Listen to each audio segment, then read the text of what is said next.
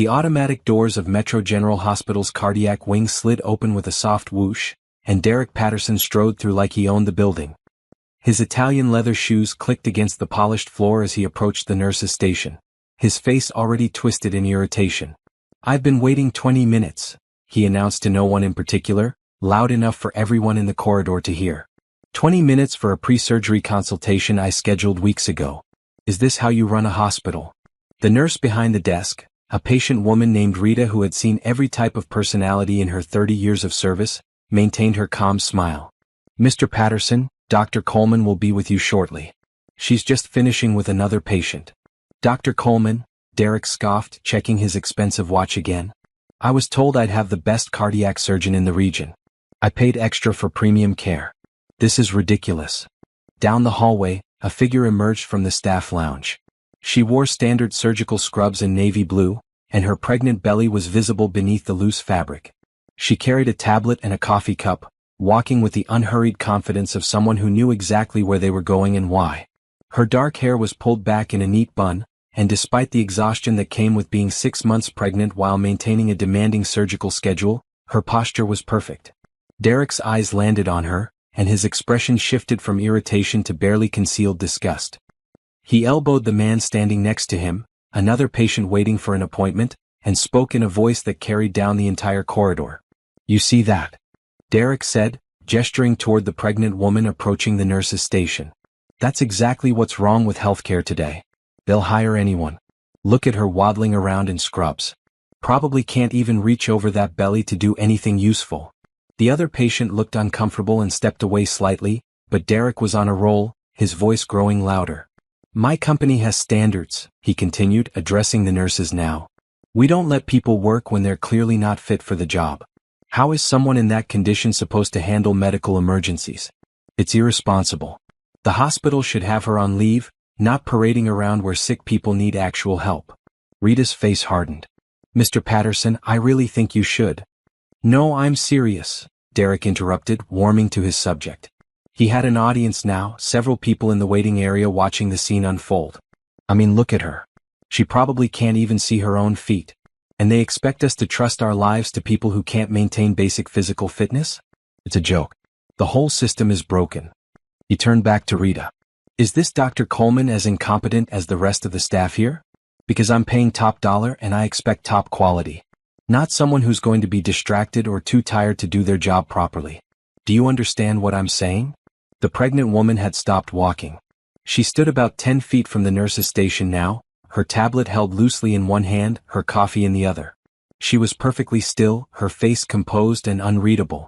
She didn't say a word. She simply watched Derek continue his tirade, her dark eyes steady and unwavering. "I have standards," Derek repeated, his voice echoing off the sterile walls.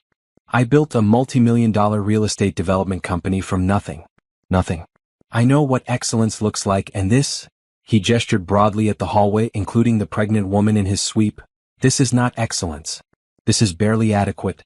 If I ran my business this way, I'd be bankrupt." A younger nurse at the station, Jessica, glanced nervously between Derek and the silent woman down the hall. She opened her mouth to say something, but Rita shook her head minutely. "Wait," her expression said. "Just wait." Derek was still talking. "And another thing, where I come from, we have dress codes. Professional appearance standards. We don't let employees show up looking like they're about to drop a—" "Mr. Patterson," Rita interrupted firmly. "Dr. Coleman is here now." Derek barely paused. "Finally. Someone competent. Where is he? I want to get this consultation over with so I can file a complaint about." "I'm Dr. Coleman." The voice came from behind him. Smooth, professional, with just a hint of something Derek couldn't quite identify. He turned around, confused, and found himself facing the pregnant woman in scrubs. Up close he could see her face more clearly. She had beautiful features, high cheekbones, clear skin, intelligent eyes that seemed to see right through him. There was something familiar about her, something that tugged at the edges of his memory, but he couldn't place it. "You're Dr. Coleman?" Derek's voice dripped with skepticism. "You're the senior cardiac surgeon?" "Yes." She didn't elaborate. She stood there waiting, her expression neutral.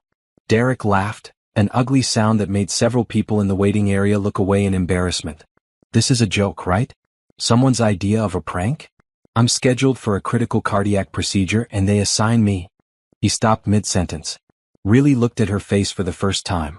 The shape of her eyes. The curve of her jaw. The way she held herself with quiet dignity despite his verbal assault. His brain, sluggish with the cardiac medications he'd been taking, suddenly made the connection. The color drained from his face. Natasha. The name came out as barely a whisper. Dr. Coleman, she corrected, her voice still perfectly professional. Shall we proceed to the consultation room, Mr. Patterson? We have a lot to discuss about your condition. Derek's mouth opened and closed several times. He looked like a fish drowning in air. The pregnant belly. The surgical scrubs. The title of senior cardiac surgeon. None of it made sense. The last time he'd seen Natasha Coleman, she was his wife, crying in their living room while he packed his bags 3 years ago. She'd been a struggling surgical resident then, exhausted and emotional, barely holding herself together. She definitely wasn't pregnant. She definitely wasn't standing in front of him looking like she could buy and sell him with her credentials alone. I didn't, he stammered. I know you didn't, Natasha said calmly. She turned to Rita. Please have someone bring Mr. Patterson's file to consultation room 3.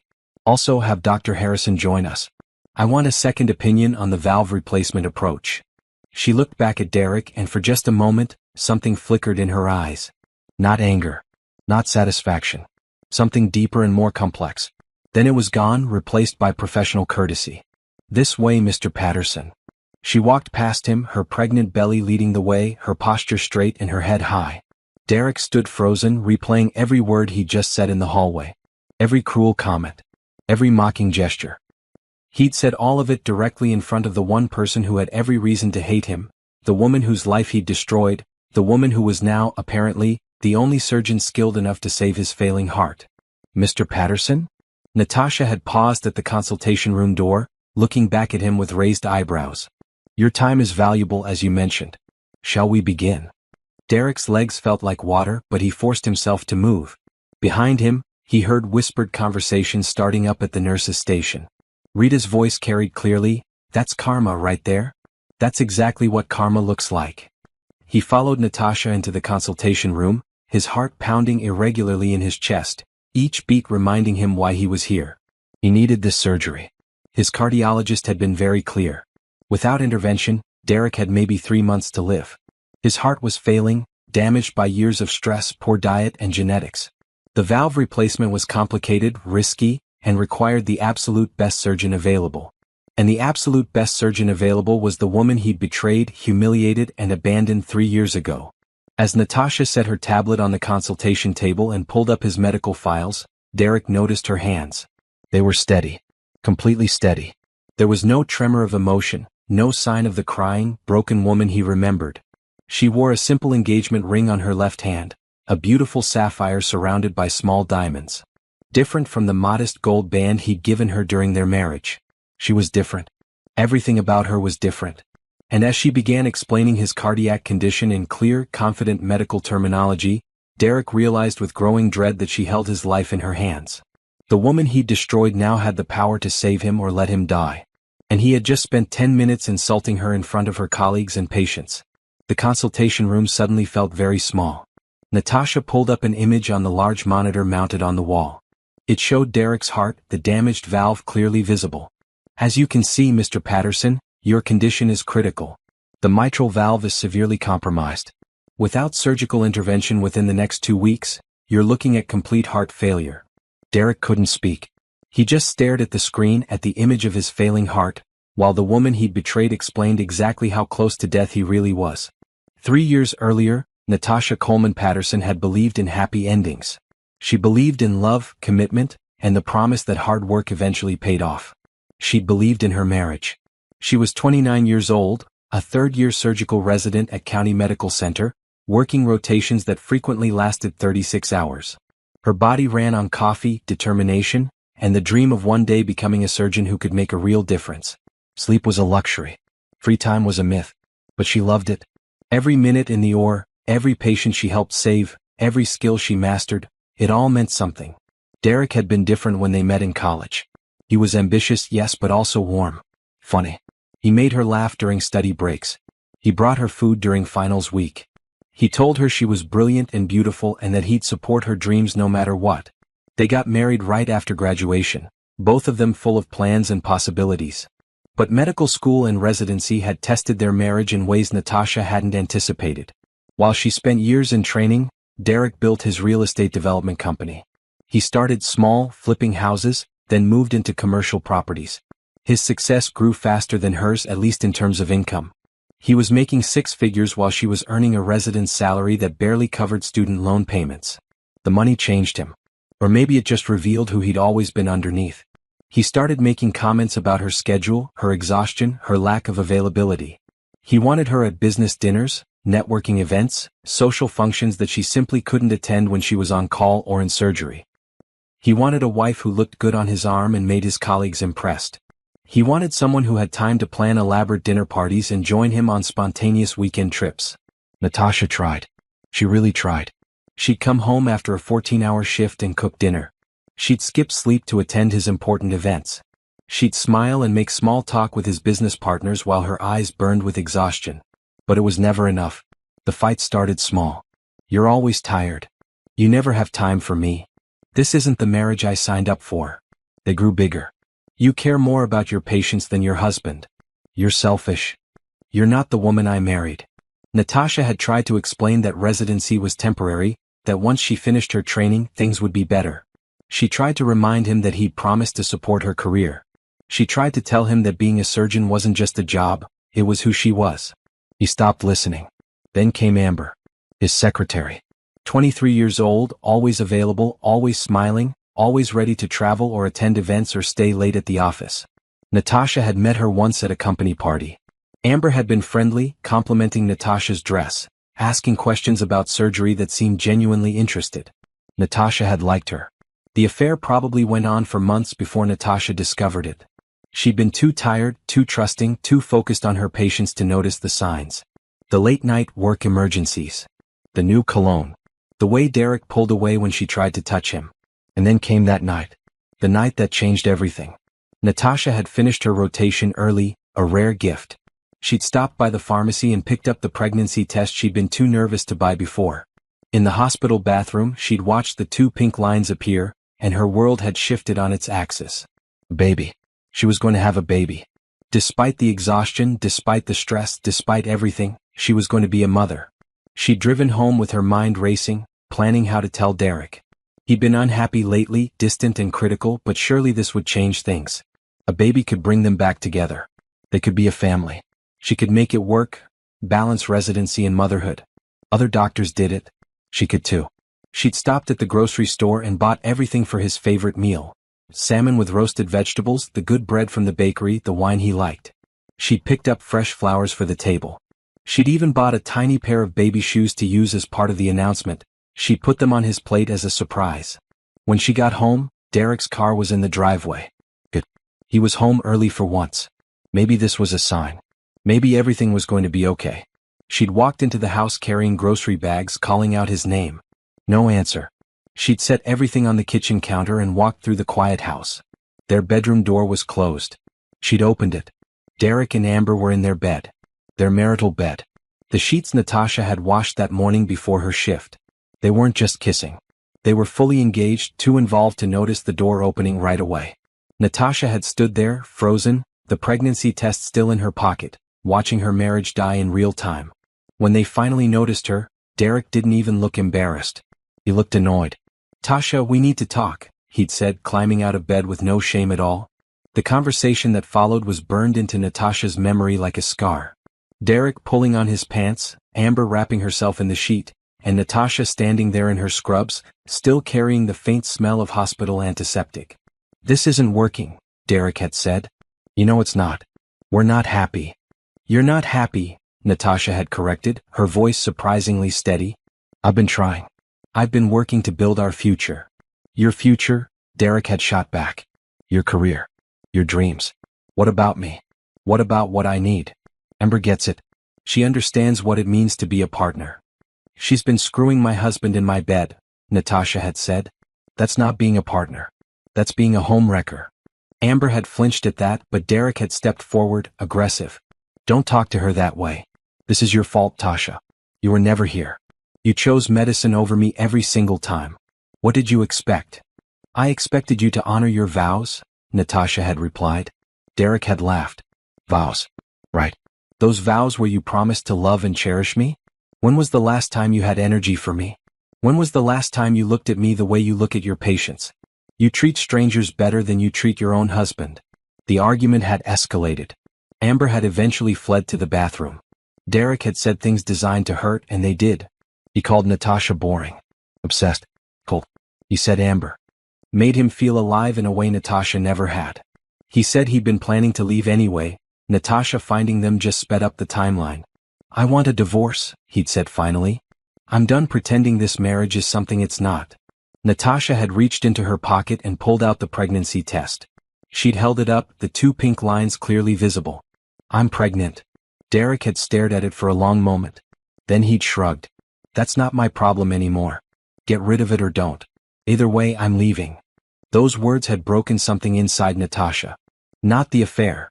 That was a betrayal, but betrayals could be understood in some clinical way. But the dismissal of their child, the casual cruelty of telling her to get rid of it, the complete absence of anything resembling remorse or care, that had shattered something fundamental. She'd left the house that night. Drove to her best friend Monica's apartment and collapsed. Monica, a fellow resident, had held her while she cried, helped her call a lawyer, made her tea she couldn't drink. The next weeks were a blur. Derek had moved fast, filing divorce papers immediately. His lawyer, expensive and ruthless, had argued that Natasha's demanding career had destroyed the marriage. They'd had a prenup from when they were both broke college students, so there wasn't much to fight over financially. Derek wanted a clean break and his lawyer made sure he got it. Natasha had tried to focus on work, on her pregnancy, on anything that might help her survive. But the stress was enormous. She was working residency hours while processing the end of her marriage while trying to take care of the tiny life growing inside her. Her body was exhausted. Her mind was fractured. She felt like she was breaking apart. 8 weeks into the pregnancy, she woke up bleeding. The cramping started soon after. She'd driven herself to the hospital, called Monica from the parking lot, and by the time she got to the emergency room, she knew. The miscarriage was quick and clinical. The attending physician was kind but busy. These things happen, he'd said. Especially under stress. Her body just couldn't sustain the pregnancy. She'd lost her baby in the same hospital where she dreamed of one day performing surgeries. Derek had been informed through lawyers. He'd sent a brief text. Sorry to hear that. Hope you're okay. Let's keep the divorce proceedings moving. No flowers. No visit. No acknowledgement that they'd lost a child together. Just an eagerness to finalize the paperwork and move on with Amber. The divorce was final 3 months later. Derek married Amber 6 weeks after that in a destination wedding in the Bahamas that Natasha saw photos of on social media before she blocked him everywhere. Natasha had spent the following months in survival mode. She worked. She slept when her body forced her to. She avoided anything that reminded her of Derek or the life she'd lost. She stopped believing in happy endings. She focused on the only thing that made sense anymore: medicine. And then Dr. James Harrison, the head of the Cardiac Surgery Fellowship Program at Boston Medical, had seen her present at a surgical conference. He'd been impressed by her research, her technique, her steady hands. He'd offered her a spot in his program, and Natasha had taken it without hesitation. She'd moved across the country, leaving behind every memory of Derek and their failed marriage. Boston had saved her. The work was brutal, but it was meaningful. She was learning from the best, operating on the most complex cases, developing new techniques. She published papers. She won awards. She became known in cardiac surgery circles as someone to watch, brilliant, dedicated, innovative. And she'd met James. Not Dr. Harrison, the program director, but James, the man. He was 15 years older, divorced with grown kids, and he understood the demands of surgical life. He never made her feel guilty for her schedule. He celebrated her successes. He held her during the moments when the trauma of losing her baby came back in waves. Their relationship had developed slowly, carefully. James had been patient, never pushing, always supportive. When she got pregnant, 9 months into their relationship, they'd both been terrified and thrilled. This time she had a partner who showed up, who went to appointments, who talked about their future with genuine excitement. When Metro General offered Natasha the position of senior cardiac surgeon, James had encouraged her to take it despite knowing it meant moving again. He'd come with her, accepting a position in the same department. They were a team. Natasha had never told James about Derek. She'd mentioned being divorced, said the marriage hadn't worked out, and left it at that. James hadn't pushed for details. He trusted her to share what she wanted when she was ready. Now, sitting in the consultation room across from Derek, watching him struggle to form words, Natasha felt the full weight of those 3 years. She'd become someone new. Someone stronger. Someone who'd earned every credential after her name through sheer will and talent. She'd survived the worst thing she could imagine and built something beautiful from the ruins. And Derek? Derek was the same. Older, yes. Slightly heavier, his face showing the stress of his condition. But essentially unchanged. Still arrogant. Still cruel. Still completely unaware of how his words and actions affected others. Until now. Natasha, he said again, his voice cracking slightly. I didn't know you were back in the city. I didn't know you were. Dr. Coleman, she corrected firmly. In this hospital, I'm Dr. Coleman. Now, let's discuss your valve replacement surgery, Mr. Patterson. Time is critical, as your condition is degenerating rapidly. She turned back to the monitor, all business, and began explaining the surgical procedure in detail. But inside, where Derek couldn't see, Natasha felt something she hadn't expected. Not satisfaction. Not revenge. Just the quiet certainty that she'd survived him. And that was enough.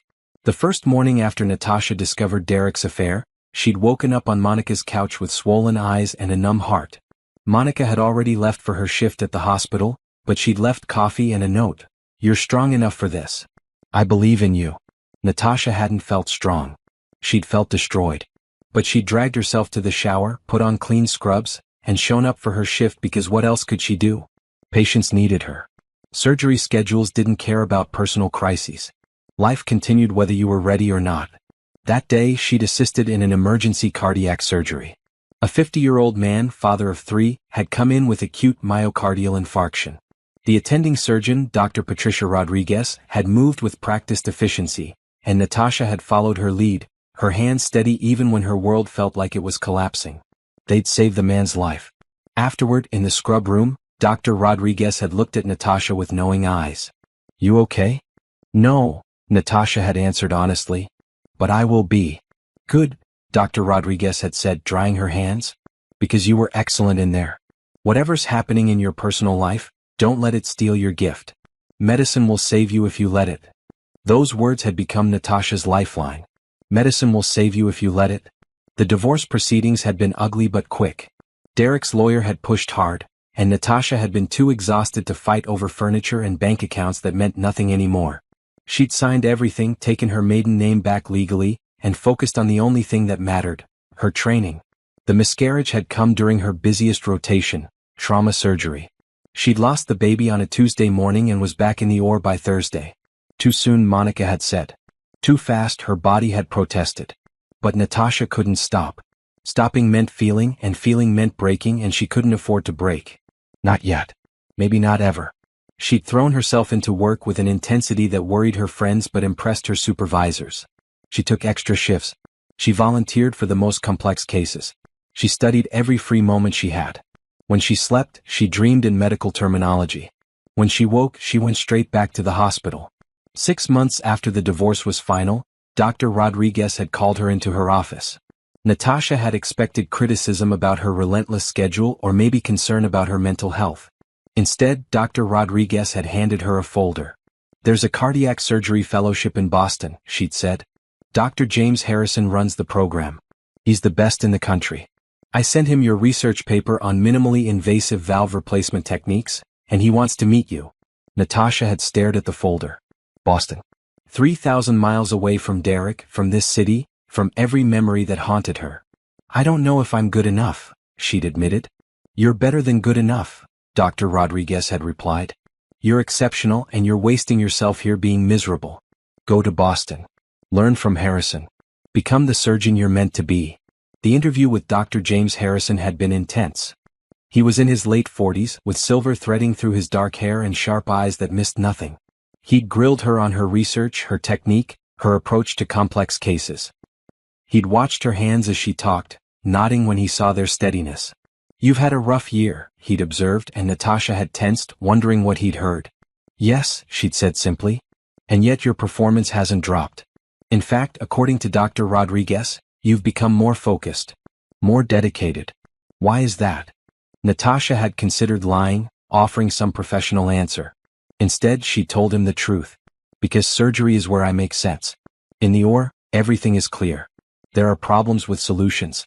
There are skills I can learn and master. There's meaning. Outside the OR. She trailed off. Outside the OR, life is messy, James had finished. I understand that. I've been there. He'd leaned back in his chair. I'm offering you a position in my program, Dr. Coleman. Fair warning. It's brutal. The hours are worse than residency. The cases are the most complex you'll ever see. I'll demand everything you have to give. But if you survive it, you'll be one of the best cardiac surgeons in the world. I'll survive it, Natasha had said. Yes, James had agreed, smiling slightly. I believe you will. Boston had been exactly what she needed. A fresh start in a city where no one knew her story. The fellowship program was everything James had promised. Exhausting, challenging, transformative. She'd worked alongside the best surgeons in the country, learning techniques that most doctors only read about in journals. James himself had been an exceptional teacher. Patient when she struggled, demanding when he knew she could do better, always pushing her to think deeper and move with more precision. He treated her like a colleague, not a subordinate, asking for her opinions during complex cases and actually listening to her ideas. The other fellows in the program were competitive but respectful. They were all brilliant, all driven, all fighting for the same future. Natasha had found friends among them, people who understood the obsession with excellence, who didn't judge her for choosing a 12-hour surgery over a dinner party. Her breakthrough had come during her second year. She'd been assisting James on a pediatric valve replacement, a 7-year-old girl born with a congenital defect. The standard approach wasn't working. The girl's heart was too small, the anatomy too complicated. James had been ready to close and try again in a few months when the girl was bigger. Wait, Natasha had said. What if we approach from a different angle? Through the apex instead of the atrium. Use a smaller instrument set. James had looked at her, then at the girl's tiny heart, then back at her. That's never been done before. Not on someone this small. But it could work, Natasha had insisted. The physics support it. The access would be cleaner. If it fails, she could die on the table. If we close now, she might not make it another few months. Her heart's deteriorating. James had studied her face for a long moment. Then he'd nodded. Talk me through it. Every step. Natasha had, and James had let her try. For 3 hours, she'd worked with instruments that felt too big for the delicate tissue, her hands moving with a precision she didn't know she possessed. James had guided her, advised her, but let her lead. And it had worked. The valve replacement was successful. The girl's heart had started beating stronger immediately. In the scrub room afterward, James had pulled off his mask and looked at her with something like pride.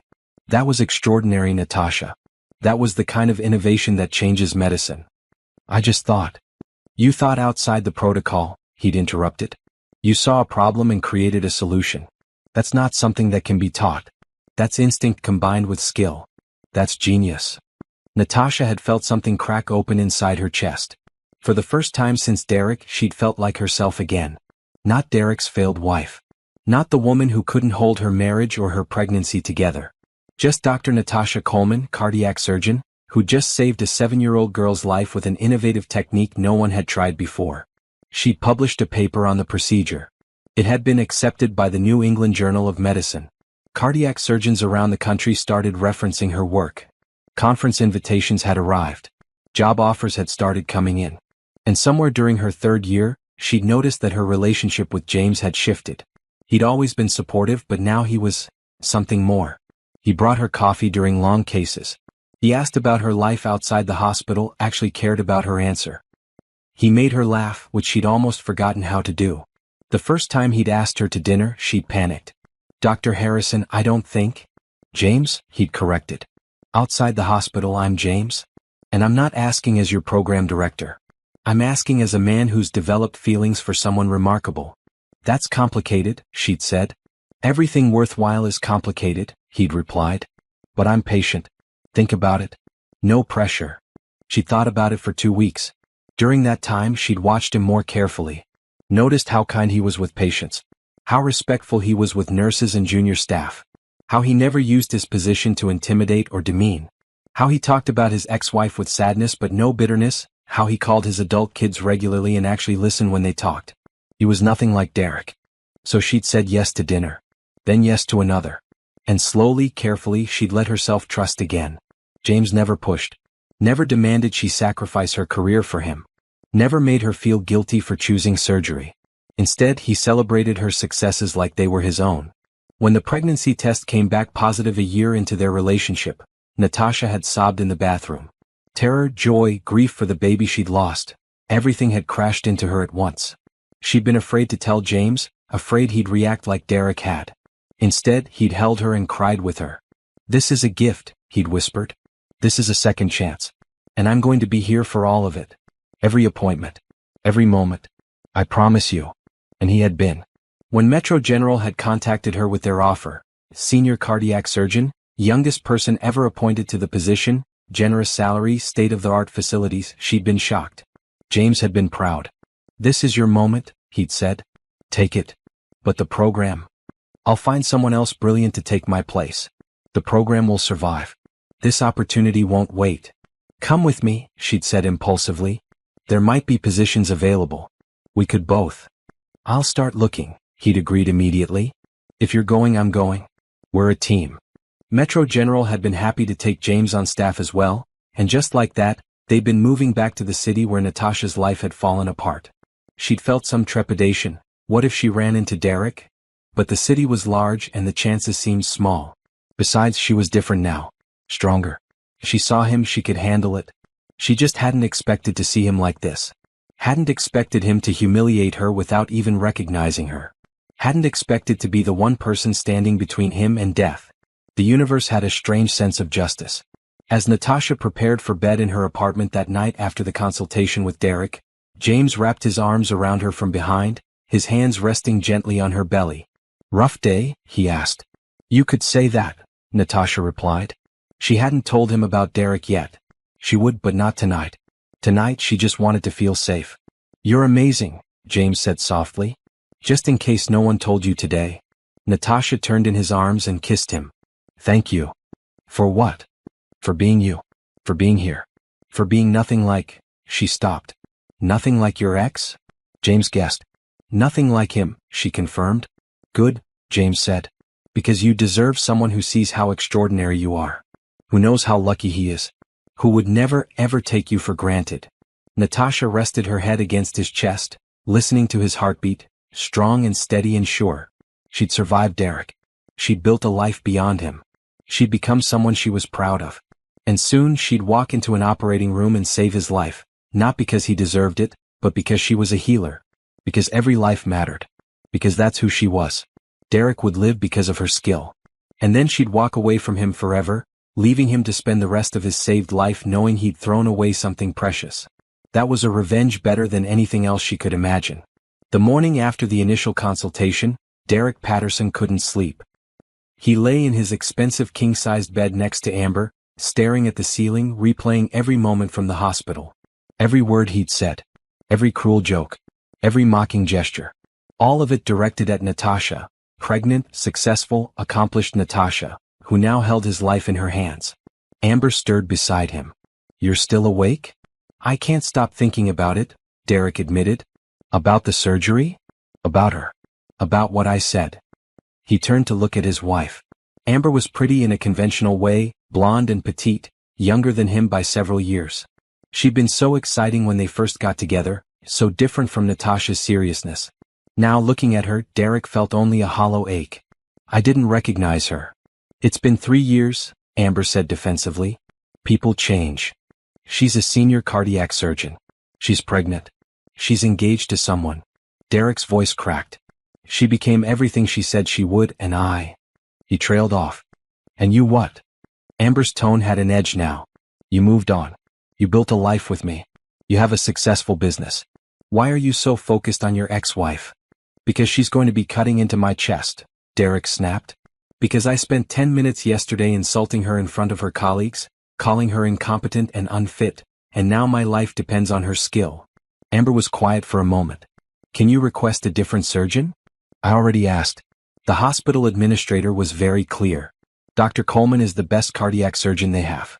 My insurance requires I use their top specialist for this type of procedure." And apparently she's the only one in the region who's successfully performed this particular valve replacement technique more than a dozen times. So she has to do the surgery? Unless I want to wait months to find another qualified surgeon, which my heart can't afford, then yes. She has to do it. Derek sat up, running his hands through his hair. Amber, you don't understand. I destroyed her. I cheated on her, divorced her, and moved on like she meant nothing. And yesterday I mocked her for being pregnant, said she was incompetent, implied she shouldn't be working. I was cruel. Really cruel. You didn't know it was her, Amber tried to defend him. Does that make it better? Derek challenged.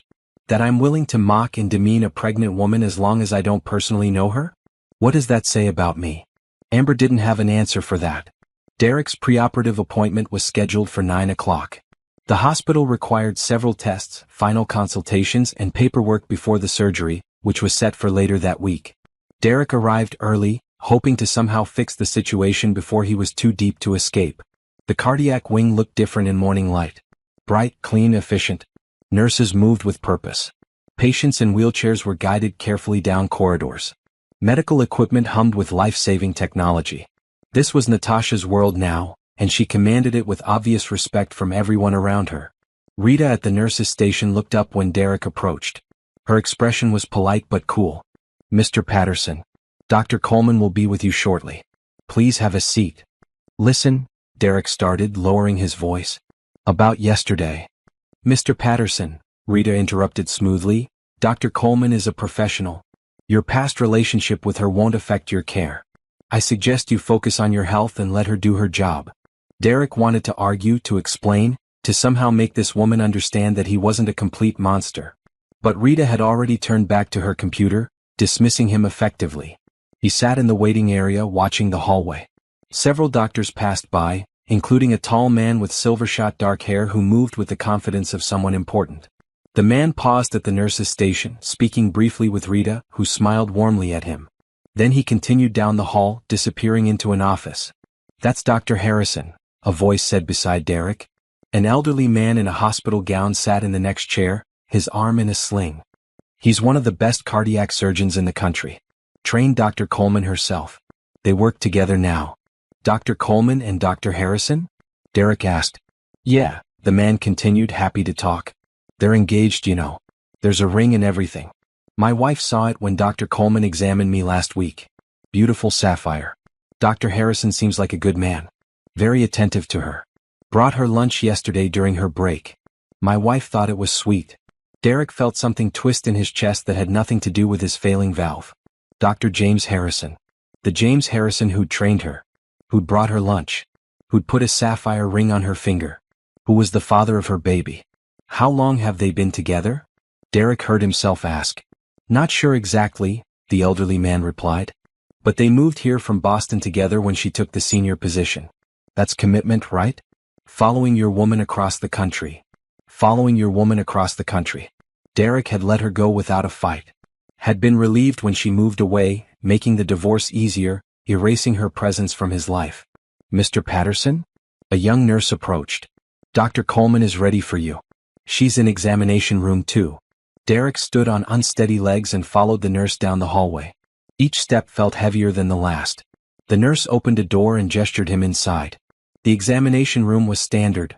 Medical equipment, a paper-covered table, posters about heart health on the walls. And Natasha, sitting on a stool with a tablet, wearing a white coat over her scrubs, her pregnant belly now impossible to miss in the bright overhead light. She looked up when he entered. Good morning, Mr. Patterson. Please have a seat. The nurse closed the door, leaving them alone. Derek sat on the examination table, the paper crinkling beneath him. For a long moment, neither of them spoke. Natasha, Derek started. Dr. Coleman, she corrected again, her voice firm but not unkind. In this hospital, we maintain professional boundaries. It's better that way. Right. Dr. Coleman. Derek swallowed hard. About yesterday, I need to apologize. I said terrible things. I didn't know it was you, but that's not an excuse. I shouldn't have spoken about anyone that way. I was rude and unprofessional and... You were yourself, Natasha interrupted calmly. That's who you were yesterday, and that's who you've always been. Let's not pretend this is new behavior, Mr. Patterson. The words hit like a physical blow. Derek opened his mouth to defend himself, but what could he say? She was right. He'd always been dismissive of people he considered beneath him. He'd always been quick to judge and mock. He treated her that way during their marriage, making her feel small for her exhaustion, for her dedication to medicine, for not prioritizing his needs above everything else. I'm going to be very clear with you, Natasha continued, standing up and approaching him with a stethoscope. Your surgery is scheduled for Thursday morning at 6. It will take approximately 4 to 6 hours, depending on complications. Your heart is in worse shape than initial scans showed, which means the risk is higher than we first discussed. There's about a 15% chance you won't survive the procedure. Derek's blood ran cold. 15%? Yes. Natasha pressed the stethoscope to his chest, listening intently.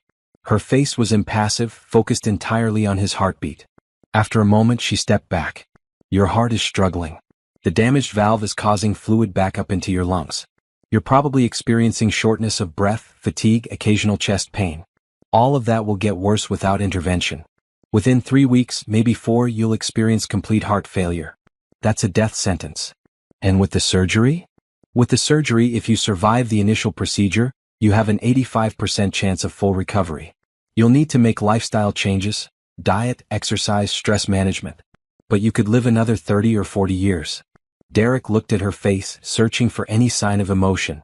Anger, satisfaction, revenge, anything that might indicate she was planning to let him die on the operating table. He found nothing. She was completely professional, her expression neutral, her voice clinical. Will you? He couldn't finish the sentence.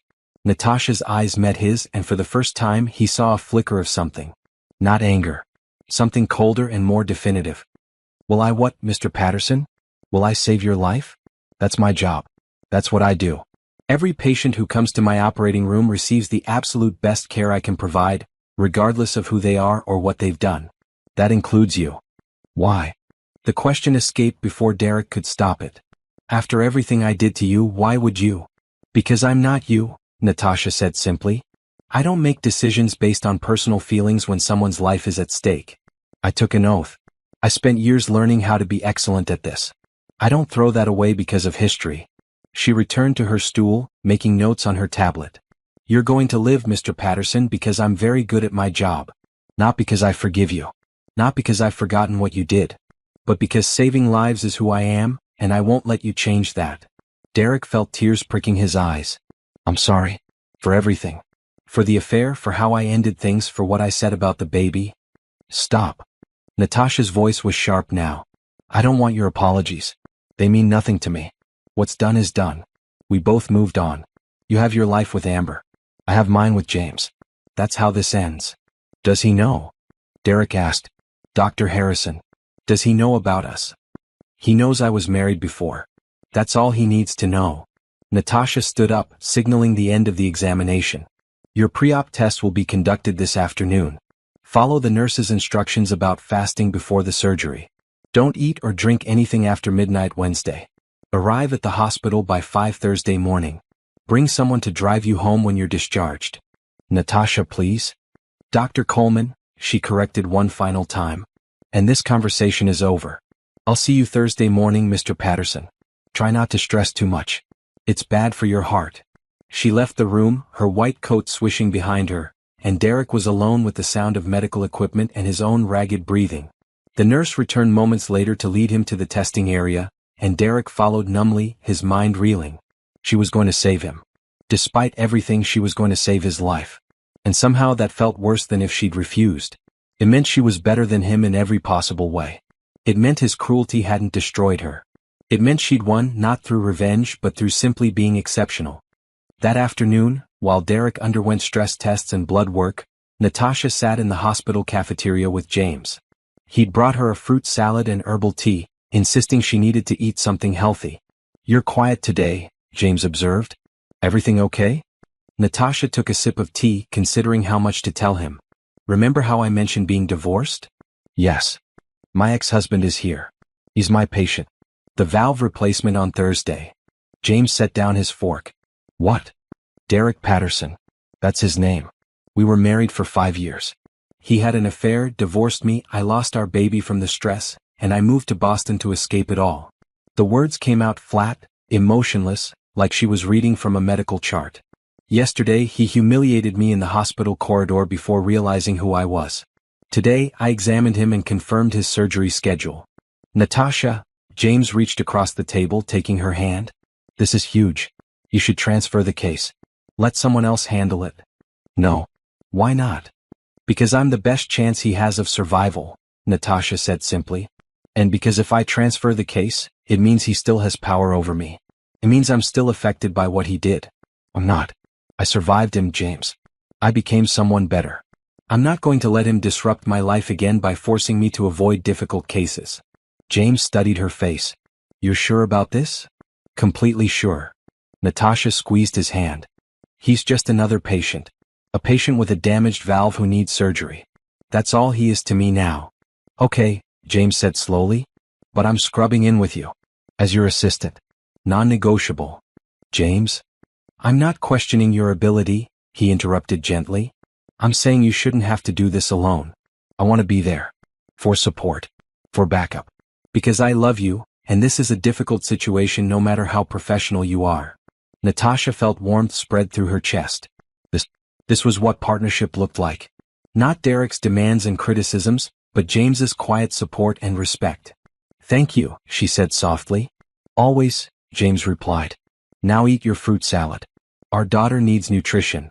Natasha smiled, a real smile for the first time all day. Our daughter? I have a feeling, James said. Call it surgical intuition.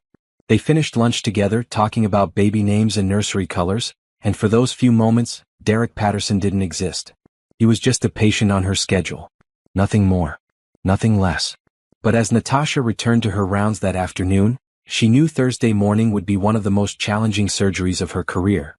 Not because of the technical difficulty, though that was substantial, but because every cut she made, every stitch she placed, every decision she executed would be watched by the man who'd once told her she'd never be enough. And she'd prove him wrong with every beat of his repaired heart. Wednesday evening, Natasha sat in her home office reviewing Derek's surgical plan for the 10th time. James had already gone to bed, encouraging her to do the same, but she couldn't. Not yet. This surgery was too important, not for Derek but for her. She needed it to be perfect. The procedure was complex. Derek's mitral valve was severely damaged, requiring complete replacement with a mechanical valve. But his heart muscle was also weakened, making the surgery riskier. She'd need to work quickly to minimize time on the bypass machine, but carefully enough to ensure perfect placement. Any mistake could result in leakage, infection, or cardiac arrest. She'd performed this surgery successfully 23 times. She knew every step, every potential complication, every backup plan. But this time felt different. This time, the person on her table would be someone who'd hurt her deeply. Someone she'd loved once. Someone who'd made her feel worthless. And she had to save him anyway. Her phone buzzed. A text from Monica, her friend from residency who still lived across the country. Monica, heard through the medical grapevine that you're operating on your ex tomorrow. You okay? Natasha smiled. Medical communities were small worlds. News traveled fast.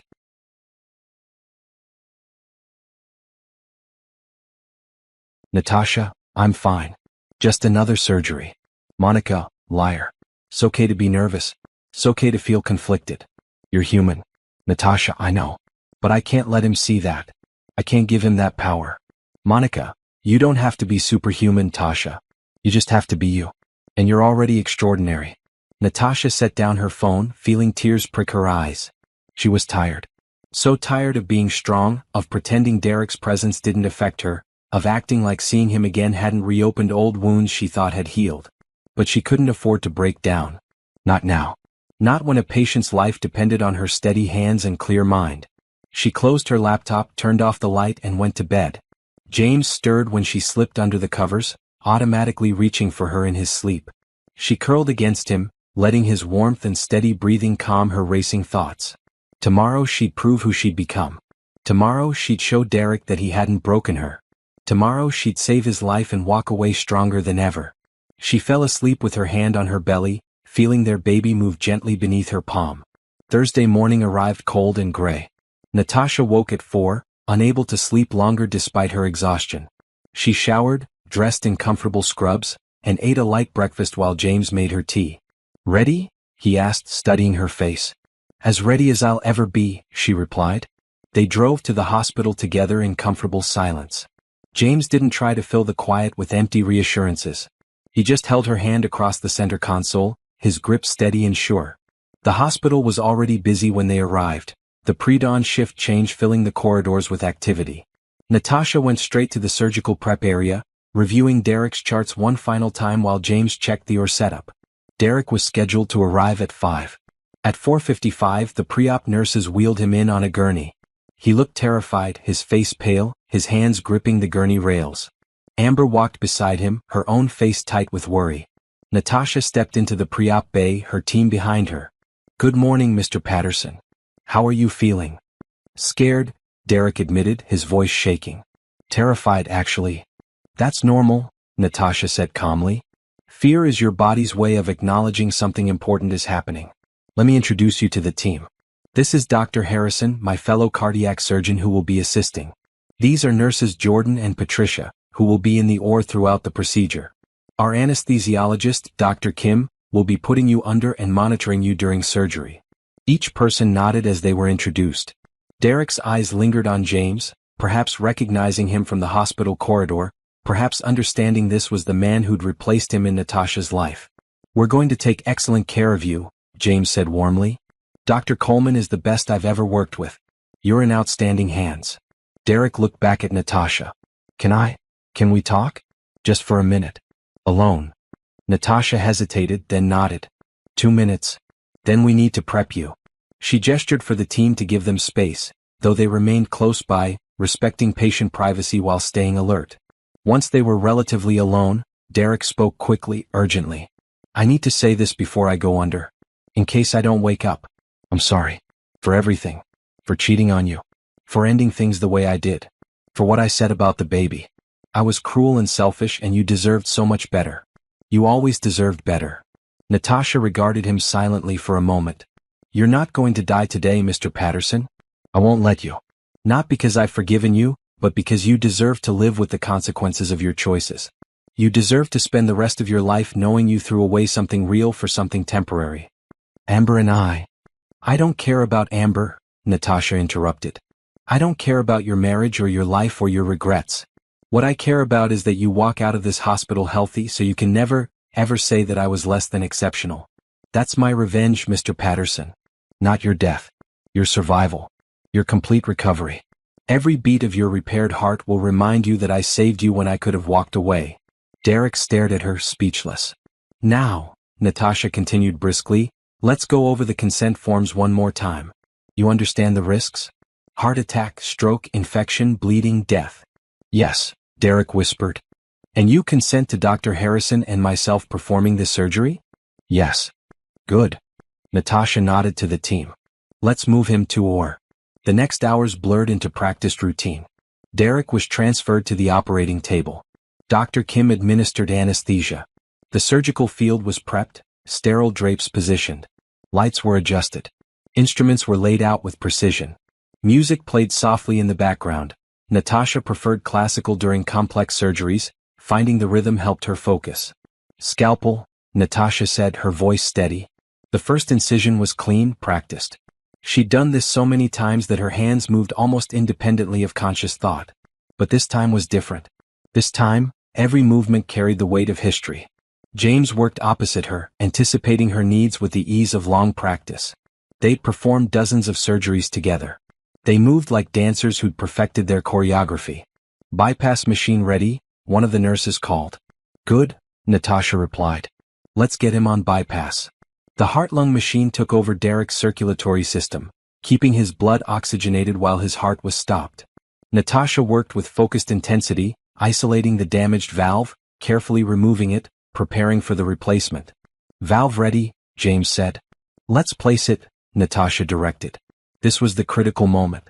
The mechanical valve had to be positioned perfectly, sutured with absolute precision. Any misalignment would cause leakage. Any loose stitch could result in detachment. This was where her skill mattered most. Natasha's hands moved with practiced grace, placing each stitch with meticulous care. She could feel the team watching, the weight of their attention. But she blocked it out, focused entirely on the task. This was just tissue and mechanical parts. This was just anatomy and technique. This wasn't personal. Except it was. On her table was the man who'd destroyed her once. The man who'd made her feel small and worthless. The man who'd abandoned her when she needed him most. And she held his life in her hands. One stitch at a time she proved she was better than his cruelty. One stitch at a time she showed herself she'd survived. One stitch at a time she won. "Valve is secure," she announced after what felt like hours. "Let's test it." They slowly restarted Derek's heart, watching carefully as blood began flowing through the new valve. It worked perfectly. No leakage. No irregularities. Just a strong, steady heartbeat that would keep him alive for decades. "Beautiful work," James said quietly. Natasha nodded, already moving to close. She worked with the same meticulous care, ensuring every layer was properly repaired, every stitch placed for optimal healing. She was thorough, precise, refusing to rush despite the hours already spent. Finally, it was done. Derek's chest was closed, bandaged, ready for recovery. "Time?" Natasha asked. 6 hours, 14 minutes, Dr. Kim reported. "Good. Let's get him to recovery." Natasha stepped back from the table, pulling off her gloves. "Excellent work, everyone. Thank you." As the nurses wheeled Derek to the ICU, Natasha walked to the scrub room. James followed, closing the door behind them. "That was extraordinary," he said. "Even for you, that was exceptional." Natasha scrubbed her hands slowly, methodically, watching pink-tinged water swirl down the drain. "I needed it to be perfect. It was more than perfect. It was art." James came up behind her, resting his hands gently on her shoulders. "Are you okay?" "I don't know," Natasha admitted. The adrenaline was fading, leaving exhaustion in its wake. "I just saved the life of a man who destroyed mine. I don't know what I'm supposed to feel." "There's no supposed to," James said gently. "Whatever you feel is valid." Natasha dried her hands, turning to face him. "I feel empty. Like I expected this to matter more. To feel like triumph or revenge or something. But it just feels like another surgery." "Maybe that's the real victory," James suggested. "That he's just another patient to you now. That he doesn't have power over your emotions anymore." Natasha considered that. Maybe James was right. Maybe the fact that she felt nothing was the truest sign she'd moved past Derek completely. "Come on," James said. "You need to eat something. And then you need to update his family." "Right, Amber." Natasha had almost forgotten about Derek's wife. In the surgical waiting room, Amber sat alone, her face streaked with old tears, her hands twisting a tissue. She looked up when Natasha entered, hope and fear warring in her expression. "How is he?" Amber asked immediately. "The surgery was successful," Natasha said professionally. "The valve replacement went very well.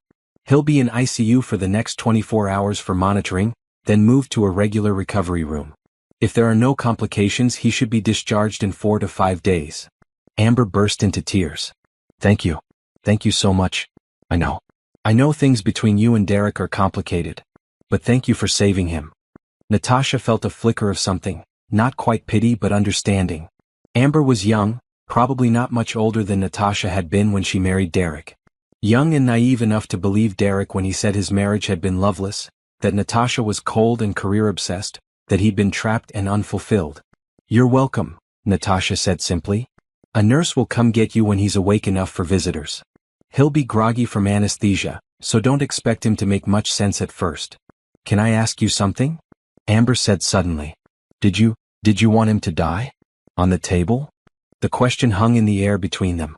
Natasha could have lied, said of course not, maintained the professional facade. Instead she answered honestly. "No," she said. "I wanted him to live. I wanted him to wake up and recover fully and have decades of life ahead of him. Because every day he lives, he'll know that I saved him.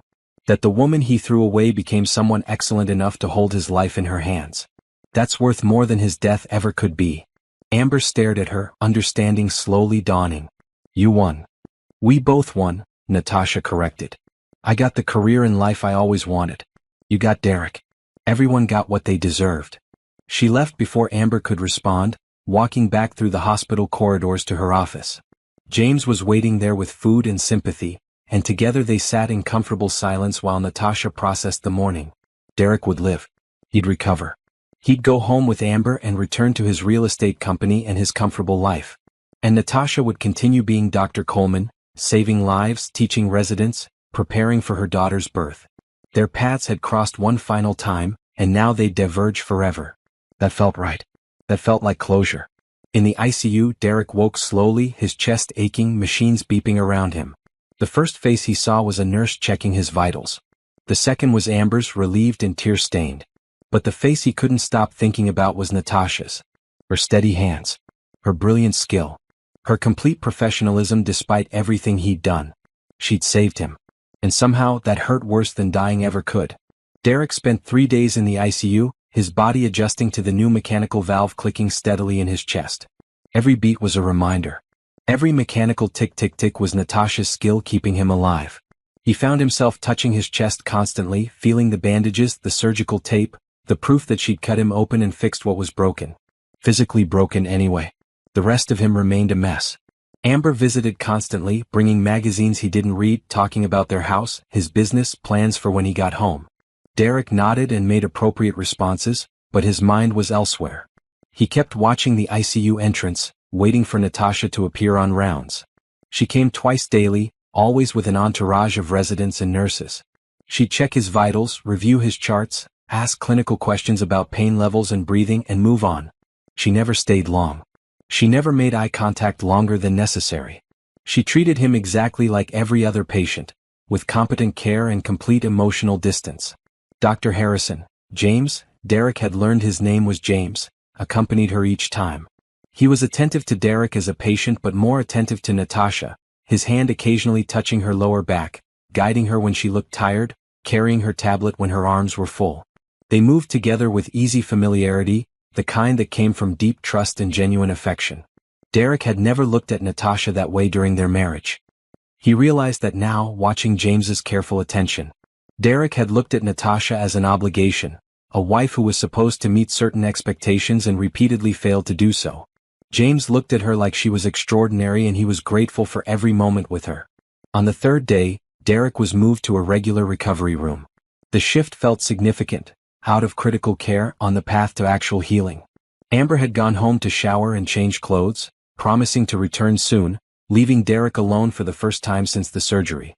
A knock on his door interrupted his thoughts. "Come in," he called, expecting a nurse. Instead, Natasha entered, alone this time, carrying his discharge paperwork. She looked tired, he noticed. Her pregnancy was showing more now, her belly prominent beneath her white coat. But she moved with the same confident grace he remembered from years ago. "Good afternoon, Mr. Patterson," she said, pulling a chair close to his bed. "We need to discuss your discharge plan." "Where's Dr. Harrison?" Derek asked. "With another patient." Natasha opened the folder. "Your recovery is progressing well. Heart function is strong. The valve is performing perfectly. We'll discharge you tomorrow morning. You'll need to follow up with your regular cardiologist in 1 week, then 2 weeks, then monthly for the first 6 months." She launched into explanations of medication schedules, dietary restrictions, exercise limitations, warning signs of complications. Derek tried to focus, but he couldn't stop staring at her face, searching for any sign of the young woman he'd married. She was there, in the shape of her eyes and the curve of her smile when she explained something complex, but she was also completely different. Stronger. More assured. More herself than she'd ever been with him. "Are you listening, Mr. Patterson?" Natasha asked, a hint of impatience in her tone. "Why did you become a cardiac surgeon?" The question escaped before Derek could think better of it. Natasha set down the paperwork. "That's not relevant to your discharge plan. Please. I need to understand." She studied him for a long moment, then sighed. "Because hearts are logical. They have systems and rhythms. They can be fixed with skill and knowledge. They made sense when nothing else in my life did."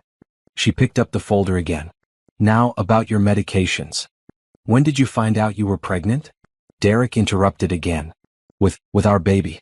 The one we lost." Natasha's hand stilled on the paperwork. When she spoke, her voice was carefully controlled. "The day I came home and found you with Amber. I'd bought a pregnancy test on the way home. I was going to make your favorite dinner and tell you. I had tiny baby shoes in my purse to surprise you with." Derek felt like he'd been punched. "Tasha. Dr. Coleman," she corrected automatically. "And that's not a conversation we're having. That was 3 years ago. It's done." "I told you to get rid of it," Derek whispered, the memory sharp and shameful. "I said it wasn't my problem." "How could I have said that?" "Because that's who you were. Maybe that's still who you are." Natasha stood up, gathering the paperwork. I'll have a nurse go over the discharge instructions again. Make sure you actually listen this time. Your life depends on following the protocol. I'm sorry, Derek said desperately. I know I've said it before, but I mean it. I'm so sorry for everything. I know you are, Natasha replied. Now that you've seen what I became without you. Now that you need me. But you weren't sorry when it mattered. You weren't sorry when I was crying in our apartment, when I was bleeding out our baby in a hospital bed, when I was trying to rebuild my life from nothing. She moved toward the door. Your apologies are 3 years too late, Mr. Patterson. And frankly, I don't need them. I made peace with what happened. I suggest you do the same. She left, and Derek was alone again with the steady tick-tick-tick of his mechanical heart. That night, Amber returned with dinner from his favorite restaurant. She chattered about their house, about work, about the vacation they should plan once he'd recovered. Derek ate mechanically, responding when required, his mind elsewhere. You're quiet, Amber observed. I'm tired, Derek lied. The surgery was a success. You're going to be fine. We can get back to normal soon. Amber reached across the bed to take his hand. I was so scared, Derek. I thought I might lose you. Would that have been so terrible? Derek asked, and immediately regretted it when Amber's face crumpled. How can you say that? Of course it would have been terrible. I love you. Do you? Derek challenged. Or do you love the lifestyle? The house, the money, the status? That's not fair, Amber protested, tears forming. Yes, those things are nice, but that's not why I'm with you. Why are you with me? Derek pressed. Really? What do you see in me besides the comfortable life I can provide? Amber pulled her hand back, hurt and confused. You're upset. You're recovering from major surgery. You don't mean this. Maybe I do, Derek said. Maybe I'm finally seeing things clearly. I destroyed a good woman for you, Amber. I threw away a marriage to someone who actually loved me, who supported me when I had nothing, who believed in me. And for what? For excitement? For youth? For ego? You told me your marriage was dead, Amber said, her voice shaking. You said you and Natasha had nothing in common, that she was cold and distant, that you'd been unhappy for years. I lied, Derek admitted. Or maybe I convinced myself it was true because it was easier than admitting I was bored and selfish. Natasha wasn't cold. She was exhausted from working herself to death while supporting my dreams. She wasn't distant. She was focused on becoming excellent at something that mattered. And I resented her for it. Why are you telling me this now? Amber demanded. Because she saved my life, Derek said. The woman I betrayed, whose baby I dismissed, who I left broken and alone, she spent 6 hours in surgery making sure I survived. She could have let me die. She had every right to. But she didn't because she's better than I ever deserved. Amber stood up, her own face pale. So what are you saying? You want her back? No, Derek said tiredly. She doesn't want me. She made that very clear. She has someone better. Someone who treats her the way I should have. I'm just saying I'm finally seeing the truth. And it's ugly. Amber grabbed her purse. I'm going home. You're clearly not in the right headspace for company. I'll pick you up tomorrow when they discharge you. After she left, Derek lay in the dark, listening to his artificial heart tick. Somewhere in this hospital, Natasha was probably finishing her shift, going home to James, planning for their baby. Living the life Derek could have shared if he hadn't been so spectacularly stupid. He'd survived the surgery just like she'd promised. But he wasn't sure he'd survive knowing what he'd lost. The next morning, Natasha did morning rounds with her residents. They stopped at Derek's room last. She knocked perfunctorily and entered with 5 young doctors trailing behind her. Good morning, Mr. Patterson. I'm pleased to report you're being discharged today. How are you feeling? Physically better, Derek said. Otherwise not great. Natasha consulted his chart, not acknowledging the personal comment. Your vitals are excellent. Heart rhythm is strong and regular. The valve is functioning perfectly. You'll have some discomfort for a few weeks as you heal, but that's normal. She turned to her residents. This patient underwent mitral valve replacement 3 days ago. What are the primary concerns during the first week of recovery? A young resident stepped forward. Infection, bleeding, arrhythmia, and blood clot formation. Correct. Mr. Patterson is on anticoagulants to prevent clots. He'll need regular blood tests to ensure proper dosing.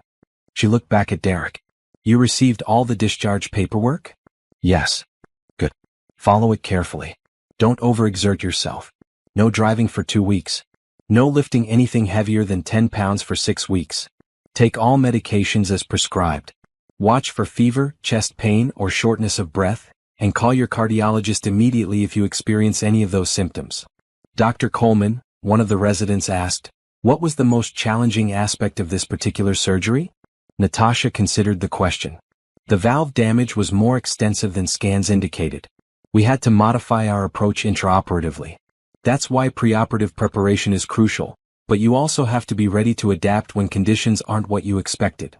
She caught Derek's eye briefly, and he wondered if she was talking about more than just surgery. Life required adaptation when conditions weren't what you expected. She'd certainly proven that. "Any questions, Mr. Patterson?" she asked. "Will I see you again? For follow-up?" "No. Your regular cardiologist will handle ongoing care. If complications arise that require surgical intervention, you can be referred back to this department, but we hope that won't be necessary." She offered a professional smile. "You were an excellent patient, Mr. Patterson. I wish you well." Sounded like goodbye. Final. Complete. Derek realized this was it, the last time he'd see her. She'd drift back to her world of surgeries and research and teaching, and he'd return to his world of real estate and Amber and the comfortable life that suddenly felt hollow. "Thank you," he said inadequately. "For everything." Natasha nodded and turned to her residents. "Let's move on." They filed out, white coats swishing, voices already discussing the next case. Derek watched them go, watched Natasha's silhouette disappear down the corridor, and felt the finality settle over him like a weight. She'd saved his life and then walked away, leaving him to live with the consequences of his choices. Just like she'd promised. 2 weeks after discharge, Derek sat in his cardiologist's office for his first follow-up appointment. Dr. Morrison, a pleasant man in his 50s, reviewed Derek's recovery with satisfaction. "Heart function is excellent," Dr. Morrison reported. "The valve is working beautifully. Dr. Coleman did exceptional work. You're very lucky to have had her as your surgeon." "I know," Derek said quietly. "Any questions about your medications? Any problems with the anticoagulants?" "No, everything's fine." Dr. Morrison studied him. "You seem depressed, Mr. Patterson. That's not uncommon after cardiac surgery. Some patients experience anxiety or mood changes. If you'd like, I can refer you to a therapist who specializes in post-surgical recovery." "It's not the surgery," Derek said. Then, because Dr. Morrison seemed genuinely concerned, he added, "Dr. Coleman is my ex-wife. We divorced 3 years ago. Finding out she was my surgeon was complicated." "Ah," Dr. Morrison said, understanding dawning. "That must have been difficult." "I didn't recognize her when I first arrived at the hospital," Derek continued, needing suddenly to tell someone. "I said terrible things about her before I knew who she was. Then I had to trust her to save my life. And she did. Even though I didn't deserve it." "Medicine isn't about deserving," Dr. Morrison said gently. "It's about healing whoever needs help. Dr. Coleman understands that. She's one of the finest surgeons I've worked with in my 30 years of practice. You were in excellent hands regardless of your history." Derek knew that was true. But it didn't make the guilt easier to bear. At home, things with Amber had become strained. She was trying to be supportive, but Derek couldn't shake the melancholy that had settled over him since the surgery. He went through the motions, working from home on business calls, reviewing development projects, meeting with his partners, but his heart wasn't in it. Literally and figuratively.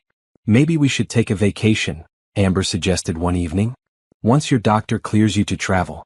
Somewhere tropical. We could relax." "Maybe," Derek said noncommittally. "Or we could start trying for a baby," Amber continued. "We've talked about it before. This whole experience made me realize life is short. We should start building our family." Derek felt his chest tighten. A baby with Amber. The thought made him feel nothing. No excitement, no anticipation, no joy. Just a hollow acknowledgement that it would be expected, normal, the next step in their married life. But he kept thinking about Natasha's pregnant belly. About how happy she'd looked despite being tired from work. About how James looked at her like she was precious. About the family they were building together. A family Derek could have had if he hadn't been so blind and selfish. "Let's wait," he said. "Until I'm fully recovered." Amber's face fell, but she nodded. "Okay. We have time." Did they though? Derek was 38 now. Amber was 31. They had time technically, but Derek couldn't shake the feeling that he'd already wasted too much of his life chasing the wrong things. He started Googling Natasha obsessively. Found articles about her research, interviews in medical journals, conference presentations. There was a news piece from when Metro General announced her appointment as senior cardiac surgeon. She looked confident in the photo, standing in front of the hospital, her hand resting on her still flat belly. The article mentioned Dr. James Harrison's appointment to the cardiac department as well, though it didn't explicitly state they were together. Derek found himself reading about James too. Graduated top of his class from Johns Hopkins. Published hundreds of papers. Trained an entire generation of cardiac surgeons. Widowed young, raised 2 children alone while building his career. By all accounts, a brilliant surgeon and a devoted father. He was everything Derek wasn't. Accomplished, dedicated, selfless. No wonder Natasha loved him. One afternoon, Derek drove past Metro General, telling himself he was just in the area. He sat in his car in the parking lot, watching the entrance. After an hour, he saw them, Natasha and James, leaving together at the end of what was probably a long shift. James carried both their bags. Natasha walked slowly, her hand on her very pregnant belly. James said something that made her laugh, and Derek saw her face light up in a way he'd never seen during their marriage. They got into a car together, James holding the door for her, waiting until she was settled before closing it gently. Such a small gesture, but it spoke volumes about how he treated her. With care. With consideration. With love. Derek drove home feeling more hollow than ever. That weekend, his business partner Gerald invited Derek and Amber to a charity dinner. It was for a medical foundation that funded cardiac research. Derek almost declined, but Amber insisted they needed to get out, needed to return to normal. The event was at a downtown hotel, elegant and crowded with the city's wealthy elite. Derek wore a tuxedo that felt too tight despite being the same size he'd worn before surgery. Amber looked beautiful in a silver dress, playing the role of supportive wife with practiced ease. They'd been there 20 minutes when Derek saw them. Natasha and James across the room talking with a group of donors. Natasha wore a deep blue maternity gown that somehow made her look both elegant and powerful. Her belly was very prominent now, she was probably 8 months along. James stood close to her, his hand on her lower back, protective and proud. "Let's go say hello," Amber said, noticing Derek's fixed stare. "No, let's not." But Amber was already moving, drawing Derek along. They crossed the room, and suddenly they were standing in front of the couple that represented everything Derek had lost. "Dr. Coleman, Dr. Harrison," Amber said brightly. "What a surprise to see you here." Natasha turned, her face carefully composed. "Mrs. Patterson. Mr. Patterson. Good evening." "Derek's doing wonderfully," Amber continued, oblivious to or ignoring the tension. "His recovery has been amazing. We were just talking about taking a vacation soon." "That's good to hear," James said politely. "Cardiac recovery requires time, but it sounds like you're progressing well." An awkward silence fell. Derek couldn't stop staring at Natasha. She looked radiant, happy, completely at ease. This was her world, medicine, charity making a difference. He'd never really belonged in it, had never understood why it mattered so much to her. "When are you due?" Amber asked, gesturing to Natasha's belly. 6 weeks, Natasha replied. "Though with twins they might come earlier." "Twins?" Derek repeated before he could stop himself. Natasha's hand moved to her belly. "Yes, 2 girls. We're very excited." "Twins." Derek felt the information hit him like a physical blow. Not just 1 baby but 2. 2 daughters. The family Natasha had always wanted, now building with someone else. Someone better. "Congratulations," Derek managed. "That's wonderful. Thank you." Natasha glanced at James, who smiled at her with such open affection that Derek had to look away. "We should go find our table," James said, clearly sensing Derek's discomfort. "It was nice to see you both." They moved away, absorbed immediately into another conversation. Derek watched them go, watched the easy way James's hand stayed on Natasha's back, watched the way she leaned into him slightly, trusting his support. "Derek." Amber touched his arm. "Are you okay? You're pale." "I need air," Derek said and walked quickly toward the hotel's terrace. Outside, the night air was cool and sharp. Derek stood at the railing, his chest aching, not from his surgery but from a different kind of wound. One that wouldn't heal with time or medication or any amount of skilled intervention. He'd lost Natasha years ago, but seeing her tonight, seeing how happy she was, seeing the family she was creating with someone who deserved her, it made the loss feel fresh again. Real. Final. The terrace door opened and Derek tensed, expecting Amber. Instead, James Harrison stepped out, his expression thoughtful. Mr. Patterson, mind if I join you? Derek wanted to say yes, he minded very much. Instead he shrugged. It's a free country. James stood beside him at the railing, both men looking out at the city lights. For a moment neither spoke. Then James said, Natasha told me about your history.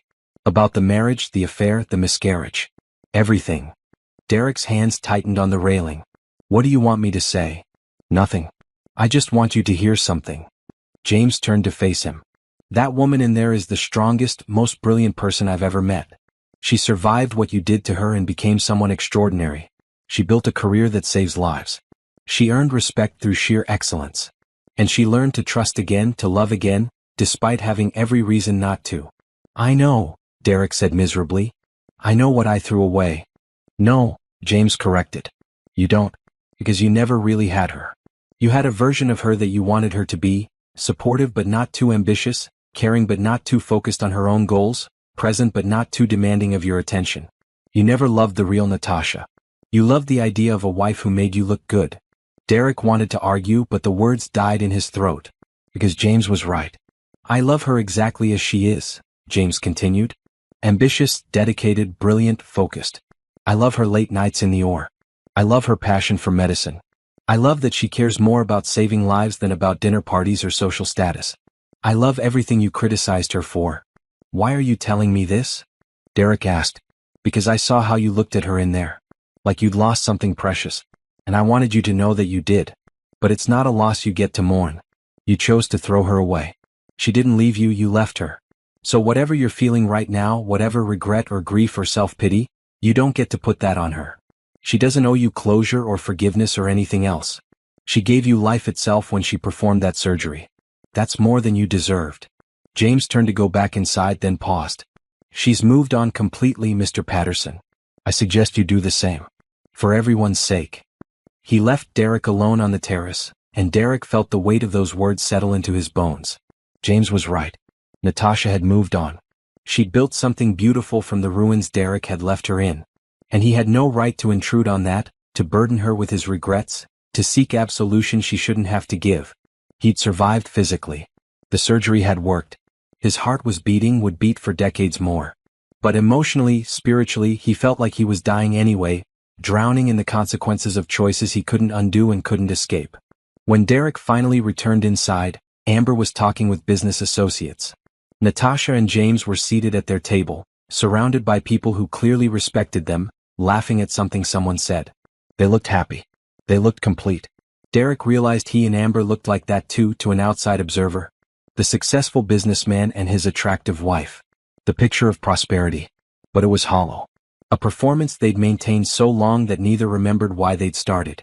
That night, driving home, Amber finally asked, "Are you still in love with her?" "No," Derek said honestly. "I don't think I ever really loved her. Not the way she deserved.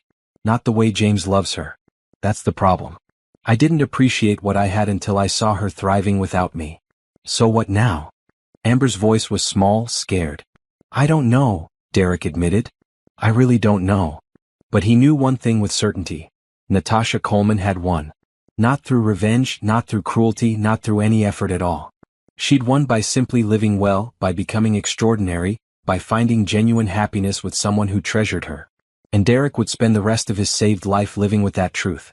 Dr. Natasha Coleman stood at the front of the teaching amphitheater, a room filled with 50 medical students hanging on her every word. Her pregnant belly made moving around difficult, but she managed, using a pointer to indicate structures on the projected anatomy images. "Cardiac surgery requires 3 things," she said, her voice carrying clearly through the space.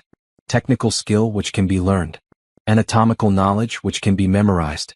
And composure under pressure, which must be developed through experience and self-awareness." A student raised her hand. "Dr. Coleman, how did you develop that composure? I feel like I panic every time something unexpected happens." Natasha smiled. "I panic too. Every surgeon does when complications arise. The difference is what you do with that panic. You acknowledge it. I'm scared, this is dangerous, this matters, and then you set it aside and focus on the problem. Your hands stay steady not because you're not afraid, but because you refuse to let fear control your actions." Another student spoke up. "Is it true you performed that pediatric valve replacement using a non-standard approach?" My professor mentioned it in our cardiology lecture. Yes, Natasha confirmed. The standard approach wasn't working due to the patient's size and anatomy. So we modified technique intraoperatively. But that decision wasn't impulsive. It was based on understanding the underlying principles well enough to know when and how to deviate from protocol. She clicked to the next slide, showing a surgical image. This is why you study so hard now. Why you memorize until you dream in medical terminology. Why you practice on simulators until your hands ache. Because someday someone's life will depend on your knowledge and skill, and you need to be ready. The students nodded seriously, scribbling notes. Natasha felt a wave of fatigue wash over her but pushed through. She had 10 more minutes of lecture, then she could sit down. Remember, she concluded, surgery is not about ego. It's not about being the best or getting recognition. It's about the moment when a family gets to take their loved one home healthy. That's the reward. That's what makes the brutal hours and constant stress worthwhile. Questions?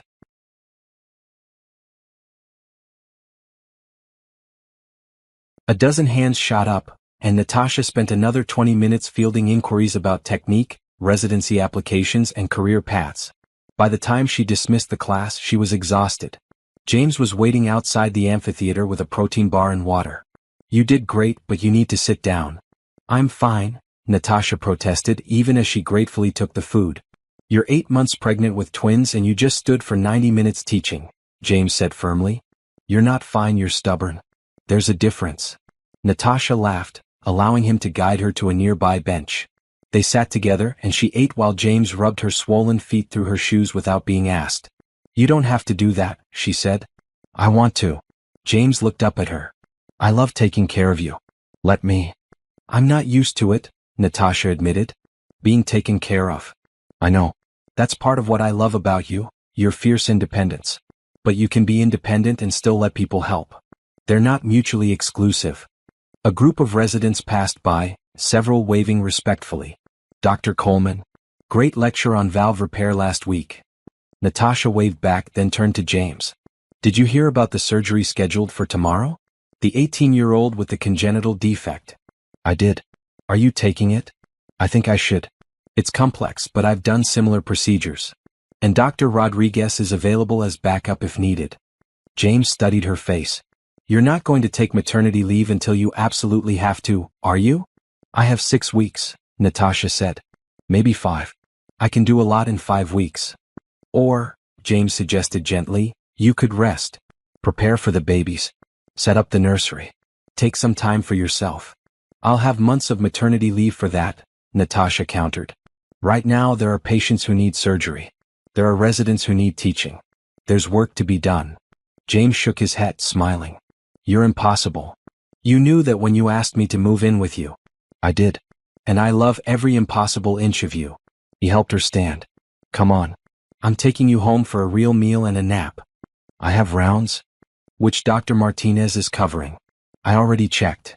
James took her back. Home. No. Doctor's orders. Natasha let him lead her to the car, too tired to argue. In the parking garage, she saw a familiar vehicle and froze. Derek's expensive SUV, parked near the entrance. What's wrong? James asked, following her gaze. Nothing, Natasha said quickly. Just tired. But as they drove home, she wondered why Derek was at the hospital. His follow-up appointment should be with his regular cardiologist now, not at Metro General. Was he having complications? Or was he looking for her? She pushed the thought away. Derek wasn't her concern anymore. He was just another patient she'd successfully treated. Nothing more. At home, James insisted on cooking while Natasha lay on the couch with her feet elevated. Their apartment was spacious and bright, with large windows overlooking the city. The nursery was nearly complete. 2 cribs, a changing table, shelves full of baby books.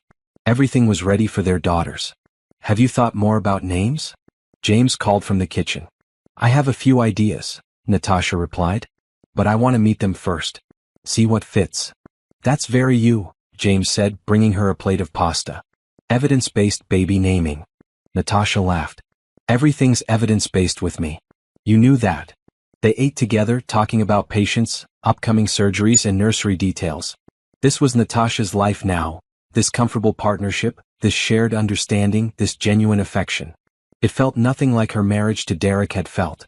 Derek had made her feel small, inadequate, like she was always falling short of expectations. James made her feel seen, valued, celebrated for exactly who she was. "I love you," she said suddenly. James smiled, reaching over to take her hand. "I love you too. And I'm so proud of you. For everything you've accomplished, everything you've survived, everything you've become." Natasha felt tears prick her eyes. Pregnancy hormones probably, but also genuine emotion. "I never thought I'd have this. This life. This happiness. After Derek, I thought maybe I wasn't meant for it." "Derek was an idiot," James said bluntly. "He had something precious and didn't value it. But his loss was my gain, so I can't be too angry at him." "He saw us at that charity dinner last week," Natasha said. "He looked miserable." "Good," James said without sympathy. "He should be miserable. He treated you terribly. If seeing you happy makes him feel guilty, that's his problem, not yours." "I know. But sometimes I wonder if I should feel more satisfaction about it. About him regretting everything. And instead I just feel nothing. He's irrelevant to my life now." "That's healthy," James assured her. "Indifference is better than anger. It means you've truly moved on." Had she though? Natasha wasn't sure. She didn't think about Derek daily anymore, but the charity dinner had stirred up old feelings. Not love, definitely not love. But something complicated and uncomfortable that she couldn't quite name. Later that night, after James had fallen asleep, Natasha lay awake feeling the babies move beneath her hands. 2 heartbeats. 2 lives. Her daughters growing strong and healthy. The family she dreamed of having now becoming real. She thought about the baby she'd lost 3 years ago.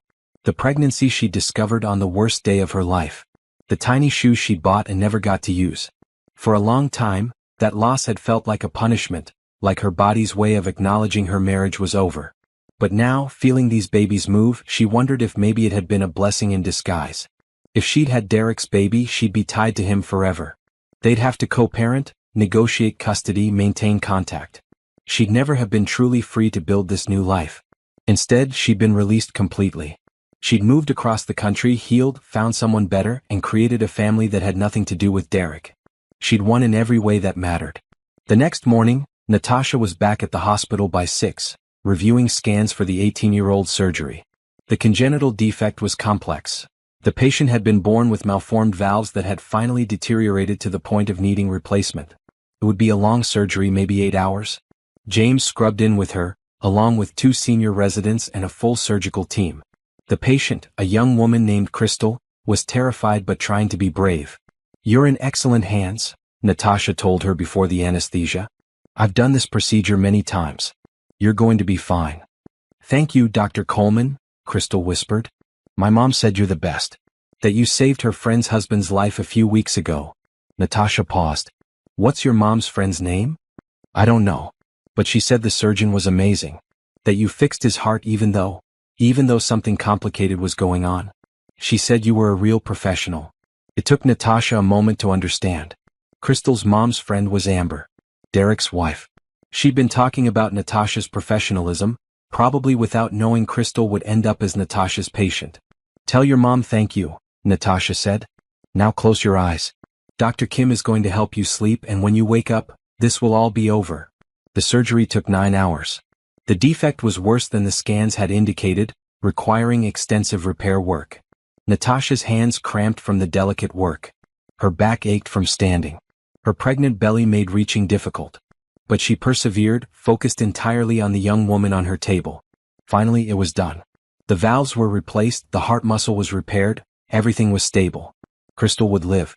She'd have a normal life, fall in love, maybe have her own children someday. All because Natasha had the skill and determination to fix what was broken. In the scrub room afterward, Natasha leaned against the wall, exhausted. "You need to take a break," James said firmly. "No surgeries tomorrow. Doctor's orders." "But." "No buts. That was 9 hours on your feet while 8 months pregnant with twins. You're amazing, but you're not superhuman. You need rest." Natasha knew he was right. "Okay. 1 day off. Then back to work." "We'll discuss that tomorrow," James said diplomatically. As they walked to their offices, Natasha saw Derek in the hallway talking with a nurse. He looked healthier than at the charity dinner. Some color had returned to his face, his posture was stronger. He was recovering well from the surgery. Their eyes met across the corridor. Derek looked like he wanted to approach, but Natasha subtly shook her head and kept walking. She had nothing more to say to him. Nothing he needed to hear. She'd saved his life, proving she was better than his cruelty. She'd built a career he could never diminish. She'd found love he couldn't contaminate. She'd created a future he wasn't part of. That was enough. That was everything. Derek watched her walk away, her pregnant silhouette disappearing around a corner, and felt the finality of it. She was done with him. Completely, totally done. And he had to accept that. He went home to Amber, to his empty marriage, to the comfortable life that felt increasingly uncomfortable. And he tried not to think about the ticking of his mechanical heart, the steady reminder that Natasha Coleman had given him something he could never repay or deserve. Derek Patterson made his decision on a Tuesday evening. He'd been obsessing for weeks, replaying conversations in his mind, drafting and deleting emails, driving past Metro General without stopping. Amber had noticed his distraction, his distance, but when she asked about it, he had no good explanation. The truth was simple and shameful. He couldn't let go. Couldn't accept that Natasha had moved on so completely while he remained stuck in the past, haunted by what he'd destroyed. So he ordered flowers. Expensive ones, 24 roses in soft pink, the color Natasha had always loved. He wrote a card, "Thank you for saving my life. I'm sorry for everything. You deserve all the happiness in the world. Derek." He had them delivered to her office at the hospital. The next day his phone rang. An unfamiliar number. "Hello. Mr. Patterson, this is Dr. Coleman's assistant, Susan. I'm calling regarding the flowers you sent." Derek's heart sank at her tone. "Yes. Dr. Coleman asked me to inform you that she doesn't accept personal gifts from patients. The flowers have been distributed to other patients throughout the hospital. She appreciates the gesture but requests you refrain from sending anything else. Can I speak to her? Just for a minute? Dr. Coleman is in surgery. And even if she weren't, she's made it clear she has nothing to discuss with you. Please respect her wishes, Mr. Patterson." The line went dead. Derek sat staring at his phone, feeling foolish and frustrated. The flowers had been a mistake. But he couldn't shake the need to somehow make things right, to explain himself, to get some kind of closure.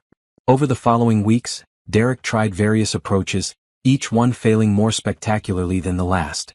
He sent a handwritten letter to her office. It came back unopened with a formal note from Susan. "Dr. Coleman does not accept personal correspondence from patients. If you have medical concerns related to your surgery, please contact your primary cardiologist." He tried calling the hospital, asking to speak with her. The switchboard operator politely but firmly informed him that doctors could not take personal calls during work hours, and would he like to leave a message? He declined. He even attempted to schedule a follow-up appointment at Metro General, thinking he could at least see her in a professional capacity. The scheduler informed him that his care had been transferred to his regular cardiologist and that Dr. Coleman would not be seeing him for routine follow-ups. Every avenue was blocked. Natasha had erected professional boundaries that were impenetrable, and her staff enforced them with ruthless efficiency. Derek's obsession grew worse. He found himself driving past the hospital regularly, sometimes parking and watching the entrances. He knew it was unhealthy, possibly even crossing into stalking territory, but he couldn't stop himself. He needed to see her, to talk to her, to somehow achieve the absolution she wouldn't grant. One afternoon he saw her leaving with James. She moved slowly now, her pregnancy making walking difficult. James kept his hand on her arm, protective and attentive. They were laughing about something, completely unaware of Derek sitting in his car 50 yards away. Derek watched them drive off together and felt a wave of despair so intense it made his chest hurt. Not his surgical sight. His heart, the emotional one, the one that had never worked properly and now seemed completely broken. That evening Derek went to a bar. He wasn't much of a drinker, his cardiac medications limited alcohol consumption, but he needed something to dull the constant ache of regret. He sat at the bar nursing a single beer, listening to other patrons talk and laugh around him. Rough day? The bartender was friendly, conversational. Rough life, Derek replied. Problems at work? Problems everywhere. Derek took a sip of beer. Ever do something you can't take back? Something so stupid that it ruins everything good you had? The bartender nodded. Sure. Everyone has. That's being human. What if the person you hurt won't forgive you? What if they've moved on and don't even care enough to be angry anymore? Then you let them go, the bartender said simply. You learn from it, do better next time and let them live their life in peace. That's all you can do. Derek knew the bartender was right. But knowing and accepting were different things. A few days later, Derek's desperation reached its peak. He learned through a business contact that Metro General was hosting a medical conference on cardiac innovations. Natasha would be presenting her research. It was open to the public for a registration fee. Derek registered, telling himself he just wanted to hear her speak, to see her in her element, to understand what made her so passionate about this work he'd never appreciated during their marriage. The conference was in the hospital's main auditorium. Derek arrived early, sitting in the back row, hoping to remain unnoticed. The room filled with doctors, medical students, and healthcare professionals, all eager to learn from the experts. Natasha was the keynote speaker. She walked onto the stage with James, both of them dressed professionally. Her pregnancy was very obvious now. She looked ready to give birth any moment. But her voice was strong and clear as she began her presentation. Minimally invasive cardiac surgery has revolutionized patient outcomes, she began, clicking through slides showing surgical techniques and patient data. By reducing trauma to the body, we decrease recovery time, minimize complications, and improve long-term survival rates. She spoke for 40 minutes, detailing research, showing videos of procedures, answering complex questions from the audience. Derek watched, mesmerized. This was Natasha in her element, brilliant, confident, commanding respect from everyone in the room. She was a force of nature, and he'd never truly appreciated it during their marriage. After the presentation there was a networking reception. Derek knew he should leave, knew staying was pushing boundaries Natasha had clearly established. But he lingered, watching from the edges as people congratulated her, asked for her contact information, expressed admiration for her work. Eventually the crowd thinned. James stepped away to talk with colleagues, and Natasha stood alone for a moment, looking tired. Derek made his move before he could talk himself out of it. Dr. Coleman. That was an incredible presentation. Natasha turned, saw him, and her expression hardened. Mr. Patterson. What are you doing here? I wanted to hear you speak. To understand what you do. That's inappropriate, Natasha said flatly. We're not friends. We're not anything except doctor and former patient. You need to leave. Please, Derek said desperately. Just give me 5 minutes. I need to apologize properly. I need you to understand. Understand what? Natasha interrupted, her voice sharp now. That you're sorry? I know you're sorry. You've made that clear through multiple inappropriate attempts to contact me. But your regret is your problem, Derek, not mine. I don't owe you forgiveness. I don't owe you closure. I don't owe you anything. I just want to explain. Explain what? That you cheated because I was working too much? That you ended our marriage because I didn't prioritize your needs? That you dismissed our baby because it was inconvenient? I lived through all of that, Derek. I don't need explanations. I need you to leave me alone. People were starting to notice the confrontation. James had turned, seeing Derek, and immediately beginning to move toward them. Natasha held up a hand, stopping him, handling this herself. You got your life back, Natasha continued, her voice low but intense. You got to marry Amber, keep your business, continue your comfortable existence. You lost nothing except a wife who was too focused on her career. That's what you told people, right? That I chose medicine over you? Well, you were right. I did choose medicine. And it was the best decision I ever made because medicine gave me purpose, respect, and eventually a family with someone who actually values me. I value you, Derek protested weakly. No, you don't, Natasha said firmly. You value the idea of me now that you see what I became. You value the prestige of being connected to a successful surgeon. You value the ego boost of thinking I still care about you. But you don't value me as a person. You never did. James reached them, his expression carefully neutral. Is there a problem here? Mr. Patterson was just leaving, Natasha said, not breaking eye contact with Derek. He won't be bothering us again. Derek, James said, his voice friendly but with an edge of warning, I think it's time for you to go home to your wife. Leave Natasha alone. She's asked you nicely multiple times. Don't make this become a hospital security issue. Derek looked between them, Natasha's cold certainty, James's protective stance, and felt the last of his hope crumble. They were a united front. There was no crack he could exploit, no opening he could use to insert himself back into her life. I'm sorry, he said one more time, knowing it was useless. I know, Natasha replied. Now go. Derek walked out of the auditorium, through the hospital corridors he'd walked as a patient, out into the parking lot where his expensive car waited. He sat behind the wheel for a long time, his hands shaking, his chest tight with emotions that had nothing to do with his repaired valve. He'd thought apologizing would help. He'd thought if he could just make Natasha understand his remorse, she'd grant him some measure of forgiveness. He'd thought closure was something he could achieve through persistence. But he'd been wrong. Closure wasn't something Natasha could give him. It was something he had to give himself. And that meant accepting that she didn't need his apologies, didn't want his explanations, and didn't think about him at all. She'd moved on completely. He was a footnote in her story, a brief chapter about surviving betrayal and becoming stronger. She was a major figure in his story, the woman he'd lost through his own stupidity, the symbol of everything he'd taken for granted. That asymmetry was painful but truthful. He mattered to her past. She mattered to his present and future, even though she wasn't part of either. At home, Amber was waiting, having made dinner. She looked hopeful when he walked in, like maybe tonight he'd finally be present, finally be the husband she'd signed up for. "How was your day?" she asked. Derek looked at her, young, pretty, willing to love him if he'd let her. Willing to build a life together if he'd stop obsessing about the past.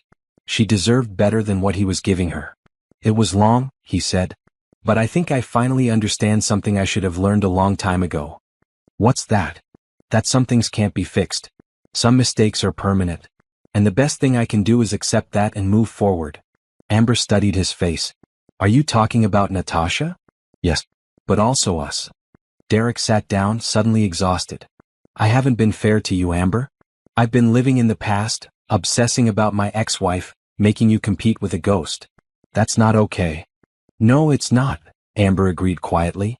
"I love you, Derek, but I can't keep being compared to someone you destroyed and then mourned. Either you're with me, really with me, or we need to end this." Derek knew she was right. He had a choice. He could keep drowning in regret, keep obsessing about Natasha, keep trying to rewrite history. Or he could let go, focus on his actual present, try to build something real with the person who was actually in his life. "I want to try," he said. "To be present. To move forward. I don't know if I can do it, but I want to try."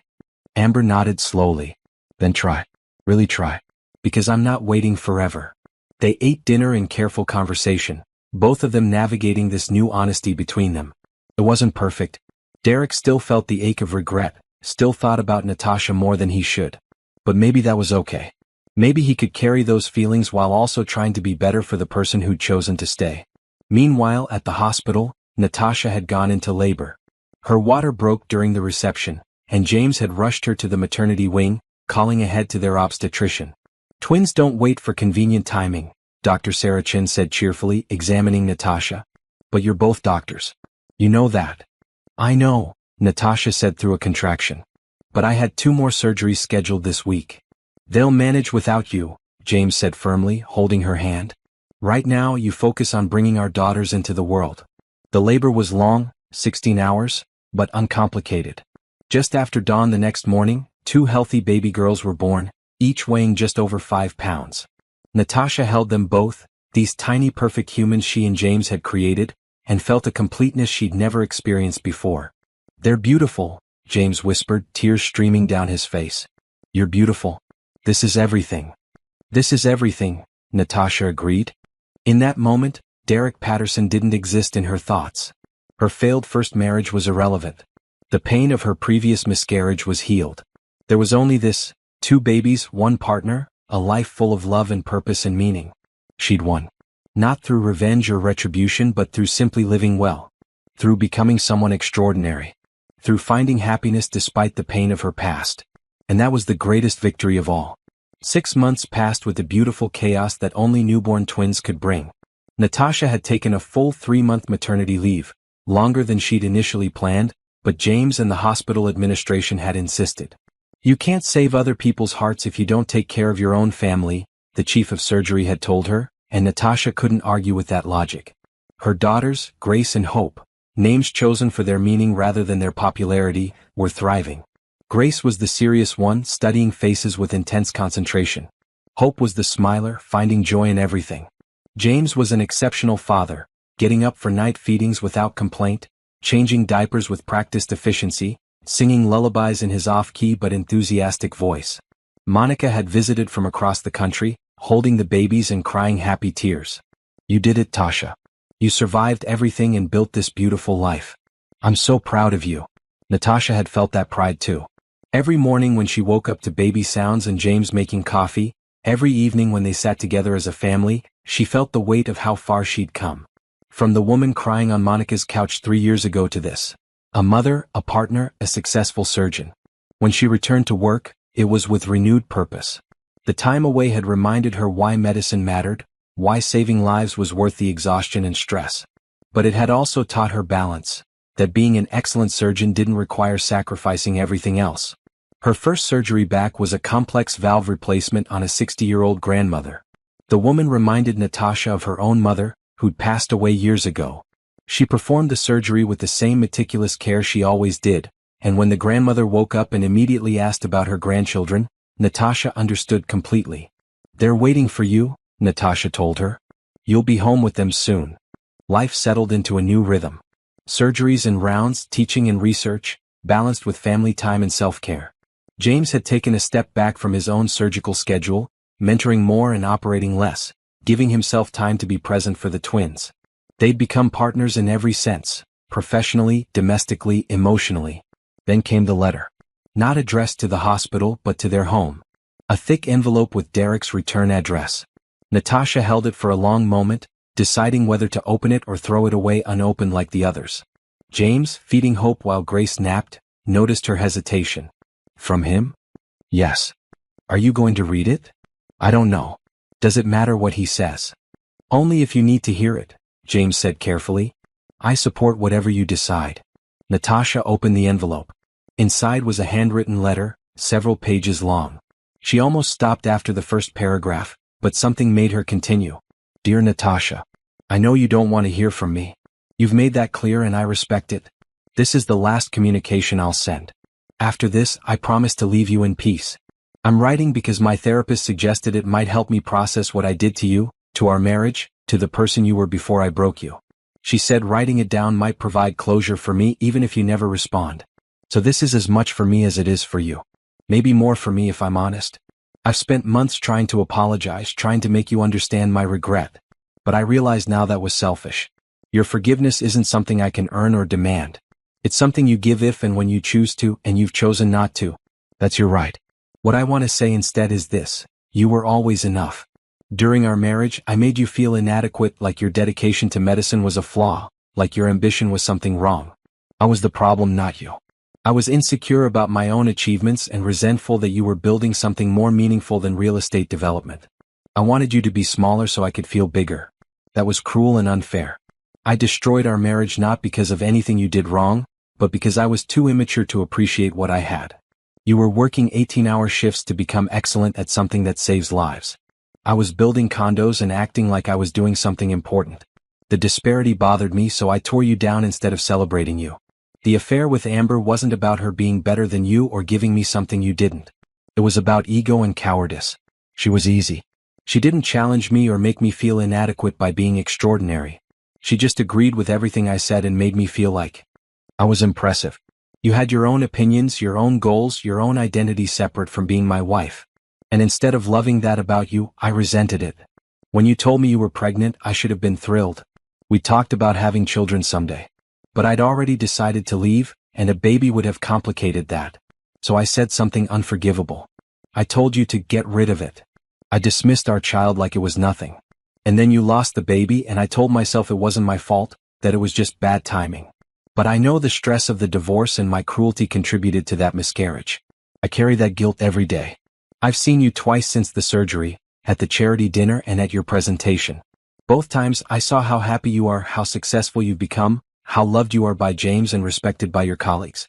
I saw that you built everything you said you would, and you did it without me.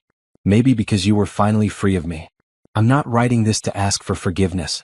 I'm writing to tell you that you were right about everything. You were right that I was holding you back. You were right that I didn't value your ambitions. You were right that I was selfish and cruel. You were right to move on completely and build a life without me in it. I hope your daughters grow up knowing their mother is exceptional. I hope they learn from your strength and determination. I hope they never settle for someone who makes them feel small. I'm trying to do better. I'm in therapy. Amber and I are working on our marriage, trying to build something honest instead of something based on rebellion and ego.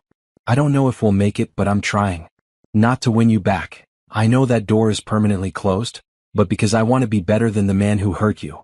Thank you for saving my life. Thank you for being professional when you had every right to refuse. Thank you for showing me, through your success and happiness, what I threw away. And thank you for finally being free of me. I wish you every happiness. You've earned it, Derek. Natasha finished reading and set the letter down. She felt something. Not forgiveness exactly.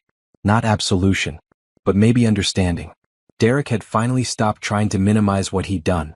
He'd stopped making excuses. He'd accepted responsibility and acknowledged the full weight of his cruelty. It didn't change the past. It didn't heal the old wounds instantly. But it felt like the period at the end of a long, painful sentence. Final. Complete. What did it say? James asked gently. That he knows he was wrong. That I was always enough. That he's sorry. Natasha looked at her sleeping daughter. Everything he should have said 3 years ago but didn't. How do you feel? Like I can finally close that chapter completely. Not because he gave me permission but because he finally stopped trying to rewrite history. He accepted the truth. That feels like closure. James nodded. Are you going to respond? No. What would I say? I don't forgive him in the way he probably wants. I don't wish him ill, but I don't particularly wish him well either. He's just someone I used to know. Someone I've moved past. Responding would reopen a door I want to stay closed. That's fair. Natasha put the letter in a drawer. Maybe someday she'd show it to Monica, or maybe she'd just leave it there, unimportant and forgotten. Either way, it didn't have power over her anymore. 3 weeks later, Natasha received a phone call from Stanford University. They wanted her to present her research on minimally invasive cardiac surgery at their annual medical symposium. It was one of the most prestigious conferences in the field, attended by the best cardiac surgeons in the world. It's a huge honor, James said when she told him. You should absolutely go. But the girls will be fine for 3 days with me, James assured her. This is important, Natasha. This is your work being recognized at the highest level. Don't turn it down. So Natasha went to Stanford. She presented her research to a packed auditorium, fielded questions from renowned surgeons, networked with colleagues who'd followed her work. It was intimidating and exhilarating. During the conference dinner, she sat next to Dr. Patricia Rodriguez, her former mentor. I'm proud of you, Dr. Rodriguez said. When I met you 3 years ago, you were brilliant but broken. Look at you now. You're one of the leading cardiac surgeons in the country, and you're only 32. I had a good teacher, Natasha said. And you had determination, Dr. Rodriguez replied. You could have let what that man did to you destroy your career.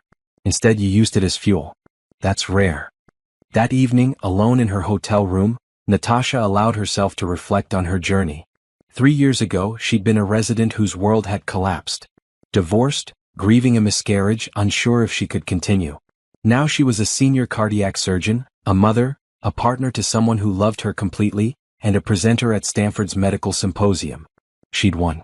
Not through revenge. Not through making Derek suffer. But through sheer excellence and determination. She'd become everything he'd told her she couldn't be. She'd proved him wrong in every way that mattered. The next day, her presentation was covered by several medical journals. The headline in Cardiac Surgery Today read, Dr. Natasha Coleman's innovative techniques revolutionize valve replacement outcomes. There were quotes from other surgeons praising her work, mentions of her research, details about her success rate. Natasha sent a photo of the article to James and Monica. James replied immediately, That's my brilliant fiancé. The girls and I are so proud. Wait, fiancé? Natasha stared at the message. They'd talked about marriage eventually, but James had never formally proposed. Her phone rang. Surprise ruined, James said when she answered, laughing. I was planning to ask properly when you got home. With a ring and everything. But I got excited and accidentally jumped the gun. Ask me now, Natasha said, smiling. I can't. You can't see the ring. It's a whole thing. Just pretend you didn't see that message. Act surprised when you get home. I love you, Natasha said. I love you too. Now go accept more accolades and stop ruining my proposal plan. When Natasha returned home 3 days later, James was waiting with the twins, a candlelit dinner, and a ring that took her breath away. He got down on one knee right there in their living room while Grace and Hope babbled happily in their playpen. Natasha Coleman, you are the strongest, most brilliant, most exceptional person I've ever met. You've taught me what it means to truly partner with someone, to celebrate their success, support their dreams, and build a life together based on mutual respect and genuine love. Will you marry me? Yes, Natasha said, tears streaming down her face. Yes, absolutely yes. The ring fit perfectly. They kissed while the twins clapped their small hands, delighted by the excitement even if they didn't understand it. That night, after James had fallen asleep, Natasha stood at the window holding Hope, who'd woken for a late-night feeding. She looked out at the city lights, at the world that had once seemed so dark and now felt full of possibility. She thought about Derek briefly, not with anger or pain but with indifference. He was living his life somewhere in this city. Maybe he and Amber were happy. Maybe they weren't. Either way, it had nothing to do with Natasha anymore. She'd survived his betrayal. She'd built something beautiful from the ruins. She'd proved that the cruelty of one person didn't have to define your entire life. She'd won by becoming someone extraordinary, someone respected, someone loved. And now she was getting married to a man who valued every part of her, who celebrated her ambition, who shared her dreams. She was raising daughters who would grow up seeing their mother as strong and capable. She was saving lives, teaching residents, changing medicine. This was her victory. Not dramatic. Not vengeful. Just a quiet, profound triumph of survival and excellence. Hope finished nursing and fell asleep in Natasha's arms. Natasha carried her to the nursery, placed her gently in her crib beside Grace, and stood watching them both breathe peacefully. "You're going to have such a different life than I did," she whispered. "You're going to know you're valued. You're going to see what partnership looks like. You're going to learn that you can be ambitious and loving, successful and kind, that you don't have to choose between career and family. You're going to know you're enough exactly as you are." She kissed them both and returned to bed, sliding in beside James, who automatically reached for her even in sleep. This was happiness. This was success. This was everything she'd ever wanted and more than she'd dared to hope for after Derek. She'd won. Completely, finally, beautifully. And Derek, wherever he was, knew it too.